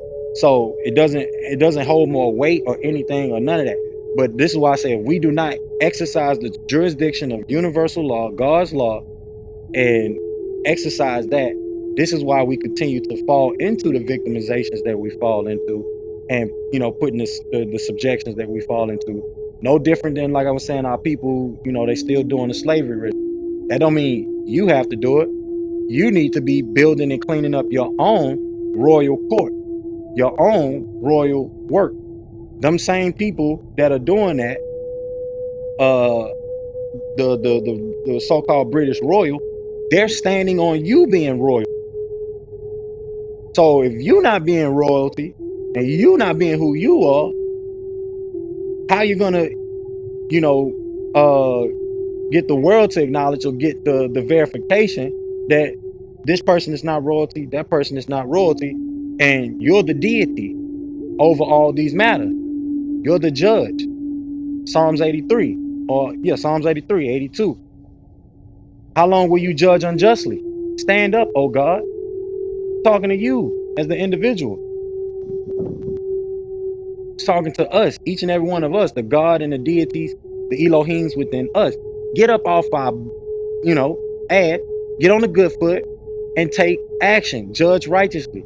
Learn to participate in the divine court of things. The law of Ma'at. If we do not activate it, we do not activate the tribunal of Ma'at, the supreme tribunal, the supreme council, as we mentioned earlier, for those that was participating. That supreme council. There needs to be us that step up, do the work at high level sophistication, and don't care about the struggle that it takes to get there. Remember the struggle that it takes to get there. Remember the struggle it takes to be a good lawyer. Remember the struggle it takes to be a good accountant. Remember the struggle it takes to be a good banker, not a half-ass banker, not somebody that's scamming, not a scammer like what most of our modern day, people wanting to be, or wanting to be in relationship with. We don't have to keep falling subject. We want to be ghetto, and we have to admit that our people want to have this ghetto motif attached to ourselves, and that doesn't even necessarily come from us. We are noble people, and if we remember that we are noble, we're the ones that taught the world to read, to write, the math, and all of this. But we have to be who we are, and not in the image and after the likeness of what somebody else want us to be in. Because it's good to talk, hood and slang and this and that and the third, but that's not necessarily organically us, and we make it us because we like, well, if you don't understand these ebonics, then you not such and such and such and such, which proportionately is true, because in our African languages and things like that, we talk in tones and certain things like that. But at the same time, we are the ones who created sophisticated speaking. We are the ones who created high class intelligent languages, and speaking in an elite manner. So they're not doing nothing but copying us, repeating us, and doing what we done in the past. But if we get past the victim mentality, because we're nobody's victim, and put, like I say, put the foot down, be who we are, step up, reach out and touch somebody, bring their butt in, and get them to understand, hey, I need you to come out that sovereign citizen mentality. I need you to really understand, to not get caught up in semantics, to not get caught up in you know uh misinterpretation of the law. You need to understand this, like the prophets say, get you a good European education. Get you a good European education. Why? Because that education comes from us in the first place. Who taught the European? Who taught the European to be noble in the first place? They learned that example from us, the Moors, whether it was in Europe, whether it was in Africa, and whether it's here in America. Even if you go to Washington, D.C., George Washington had the apron on. He got that from Moors, from French Moors. So we have to be who we are, what we are, if we want to make a change. It's really a man in the mirror thing, as you mentioned earlier, like majorly. And with that, I'll land. And Brother Jonathan, you want to chime in? You want to chime in? Say something?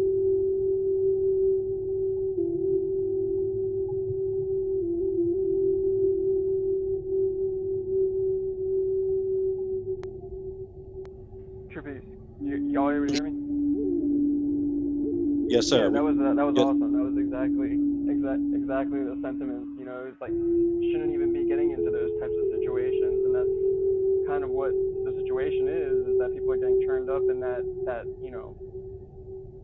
who belongs in this spot, and it's getting tighter and tighter and tighter. of like, you know, maintaining your spot, and yet at the same time there's interplays as we're growing, and ideally, you know, the more support by people gathering in a unified way creates more stability to where you're not dealing with those situations, because the vibe and the environment is already reflecting the leaders who are starting to maintain those roles. And so my view is like there's a lot of people who have been learning these spiritual studies, and there's, you know, monks out there from different countries in China and India, and there's a lot of people who are maybe looking for something more with technology. And the last thing I'd like to see is people getting lost into these different entertainment or, you know, YouTubes that can only take you so far. You know, and most of them are there in the long run for the advertisement, to actually give us a stable place for someone to grow in you know, to allow people to grow on both fronts, where people who are looking to be that spiritual, to be more of that spiritual nature that they've already been cultivating, to actually make use of it in a way that reflects those inner knowingnesses that, I don't think that's the right word, but y'all get what I'm saying. It's like to actually be able to develop more than just, you know, a cultural belief system, but to actually do it where you're working with the roots of where those systems, you know, came from. And especially when you start looking into admiralty law and how the, you know, the Moors and different cultures have tapped into that admiralty law, and how there's a lot of genetic people who are involved in being travelers and to, you know, doing these merchant-based long, you know, journeys, versus people who are, you know, their genetics and their families lived in, you know, Europe or in the cities, and that's what they, you know, they know as the vibe. And so kind of, it's like there's been a, you know, technology has been like this big rock into the conscience of humanity, and that's what we're kind of swimming around and communicating here. So I really appreciate everything, and to be part of this communication, because it's like, yeah, that hitting things right on the nose. Tribute. Islam. Thank you for that contribution. I don't know if you wanted to chime in too, Brother Monroe. I ain't want to keep you. I know you will. I think you come off the mic. I ain't know if you make a contribution.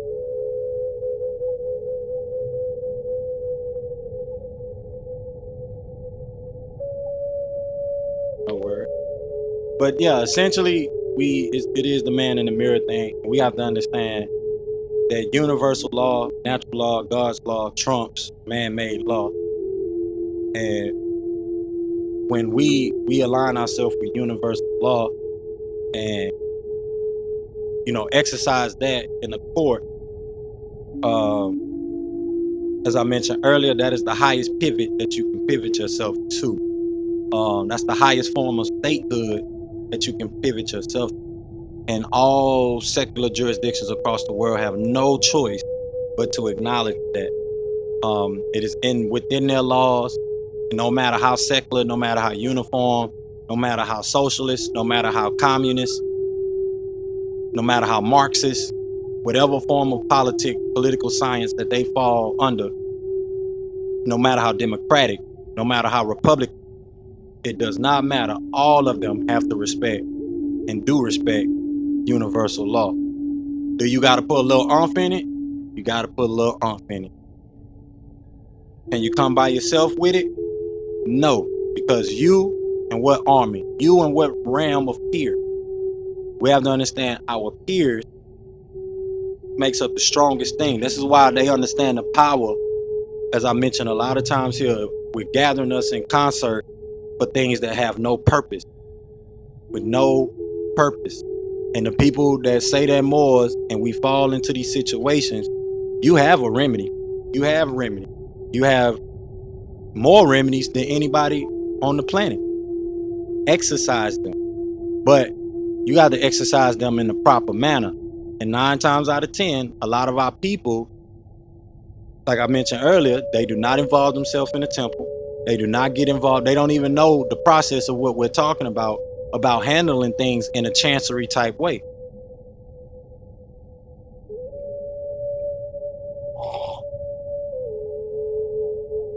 Me and Brother Raheem, we've experienced it. I experienced it on multiple levels. And even mentioned it here earlier. The nationality of the Moors started with the parade. I've been in that parade. I've seen and, witnessed us being treated like royalty.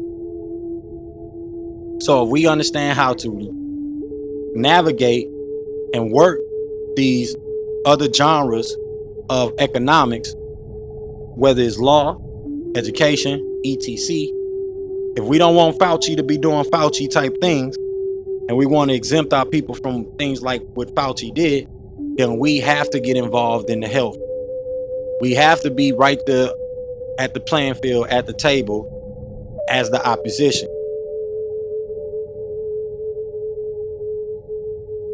as the alternative, as the solution.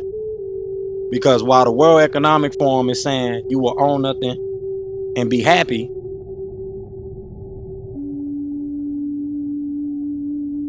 we should be right there with you will own and control and be happy, because we exercise in our own system. And we right there at the same UN building, at the same forum building, in the same place, with the same marketing power, with the same technological power, because technology is universal. And as I mentioned earlier, and been mentioning plenty of times here, they're using your people to do these things. So reach out and touch somebody. The prophets say the best Moors is in the church. The prophet said, I'm gonna say that 3 times so you lock it in. The prophet say the best Moor is in the church. The prophet say the best Moors is in the church. In the church, Kratos, jurisdiction of the Vatican. So if you want to come up out of her, come into your own jurisdiction, you have to meet these people on the plane where this stuff actually matters, and explain to them in practical ways, simple practical ways. We got to throw away the sovereign citizen rhetoric, where they have no jurisdiction over you because of this and they have no jurisdiction over you because of that. No, that's not legal theory. That's nowhere near correct when it comes to legal or lawful theory or any form of law. Start actually getting into law books. This is why I say our people need to go from being what they call Moorish jailhouse lawyers to actual Moorish lawyers, Moorish counsels. They got Jewish lawyers. We should have Moorish lawyers. We have our own bar, and they should be coming to our bar and have and exercise the same authority. And a lot of that is because of economics and because of money and because of special interest groups. You have your own special interest group. You have your own Moorish groups, fraternities, sororities, indigenous fraternities and sororities, groups, companies. Start linking with them, connecting with them, and bring them into the fold. Reach out and touch, because our people are walking on misinformation. I'm giving y'all the fundamental 2 + 2 = 4 as many times and in many layers over and over again. Take the fundamentals and get our people back on the fundamentals, and not all the extra that they get caught up in, because the extra is what's causing the excuses for them not to come into the temple, for them not to get involved in the divine national movement. Is like I mentioned plenty of times, a lot of people got their foot on step 1 but won't move past the door. They won't get themselves a nationality card.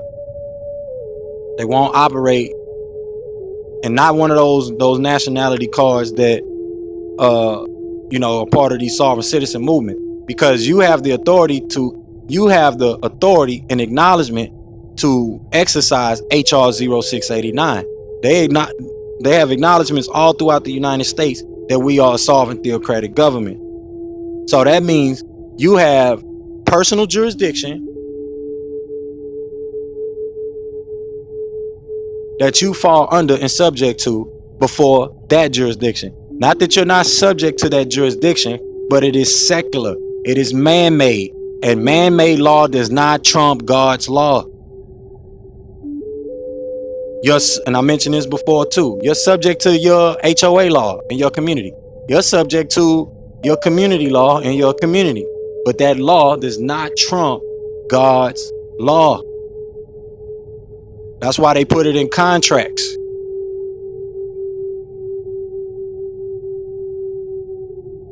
Because if a storm come through and swipe the community out, hey, the banker can't get paid. The banker can't blame nobody because of what they call um, uh, uh, God-made events or circumstances. So no one is liable for that. No one can be held liable for that. So these are all in contracts. It don't matter if they're calling you a citizen or a national on paper. It is the type of citizen that you are. It is the type of citizen that you are, which is a national. All these rhetorics that people get caught up in, the whole SF 180 182 or whatever that crap they used to have people sign about, if you this race, you that race, and this, that, and the third. I mentioned many times here before, color of law has no standing in law. So they can't call you black, white, this, that, and the third.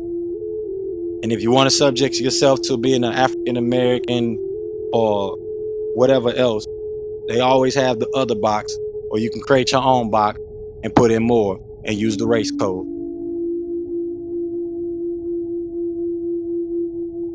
It's simple. A lot of that, they have jurisdiction or they created this and established this. A lot of that has nothing to do with being under the jurisdiction of the Vatican or the church. It's just for organizational purposes, uh, communication purposes, and acknowledgement purposes. You have the same opportunity to create a nation, to create etc, whatever. This is why the prophet did what he did and made sure it was something that could be well respected. He went into the books of who we are on public and lawful record and brought it into the forefront and said, well, hey, well, you got people here calling themselves Moors even before I was born, but there's no actual body politic of people that represent the Moors. Okay, well, here you go. Here go me setting up an agency. We're gonna structure it as a religious entity, and here you go. Boom. Now we are sub administrative body of the American government, and we can structure ourselves as a court, etc, and stand on our quasi jurisdictional and personal jurisdiction as Moorish people. All of the miscommunication from all of this, the banks are not allowed to loan money and people not reading the laws to you the proper way and give you misinterpretation because of them reading from a victimhood mentality and a rebellious mentality. This is why patriotism is about rebellion. Being a patriot is a good thing, but patriotism, mm-mm. Most of the concepts that go into patriotism is based on rebelling against your civil body, instead of doing like what we were guided to do and what we know to do, which is edification. This knowledge, these teachings are for edification of the body, edification of the church, edification of the temple. This is why the prophet, like I said his best morals are in the church, and wherever a Moor is at is no longer a church, it's a temple. So this is why you got to get into the fundamental knowledge, understand this stuff, come here every week, lock in, reach out, touch somebody's hand, and bring and drag their butt on in here into the temple structure. Even myself personally, I'm putting a cry out and the call out to all of the Nuwabians, the Wusabats, the Sabians, etc. Hey, y'all missed this port and y'all missed this portion greatly, and that's a lot of because, and I'm sorry, that's mostly because that the fact that there wasn't the same lawful records that was put in place that you have today now, where the Moors are being acknowledged and have their public acknowledgement all over the U.S. and had other acknowledgments even before that, going back to HR to the joint resolution. I'm sorry, 75, where it says that the Moors can affix their title of nobility to their names, and things that was in place even before that. But we are in the year 2000. The prophet said it. He mentioned that's prophecy fulfilled. So us that have our eyes wide open, reach out and touch somebody. With that, y'all, I'm gonna go into the prayer unless y'all got any last questions, anything like that. Hope that makes a lot of sense to y'all. And I appreciate y'all allowing me to get that out and get the information to people and share this with people because they need to hear it. They too caught up in misinterpreting legalese. You know, you can't call the crossover a jump shot in basketball just because you know you want to say, well, they trying to trick you and say that a crossover means a jump shot and the jump shot means nah, chill out. There's too much of that going on. Way too much of that going on. And that's what's causing the confusion. And of course, words have different definitions in different jurisdictions and territorial jurisdictions. But universally, in legal theory, it's all the same. It's all the same. So with that, we're gonna go into this prayer. We don't got no last contribution. Any question? I'll close with prayer.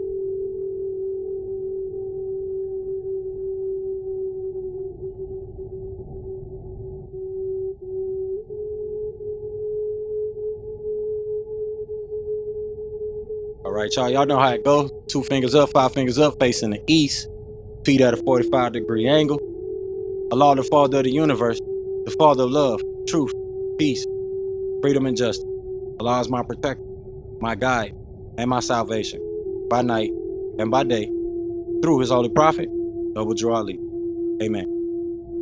All right, y'all. Wadu, go ahead and check this out on YouTube. It's gonna be up on YouTube.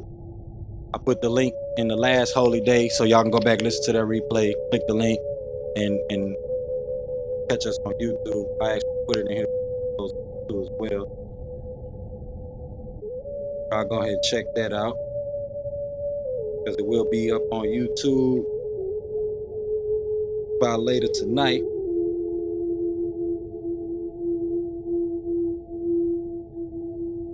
I want to give all honors to everyone that came here tonight. Y'all could be anywhere in the world, but y'all here with me. I want to give honors to the divine creator. I want to give honors to the prophet. I want to give honors to the forerunner of the prophet. I want to give honors to all the leaders and original staff of the prophet. I want to give honors to all the leaders that came after the prophet. Honorable Elijah Muhammad, the messenger. Clarence 13X.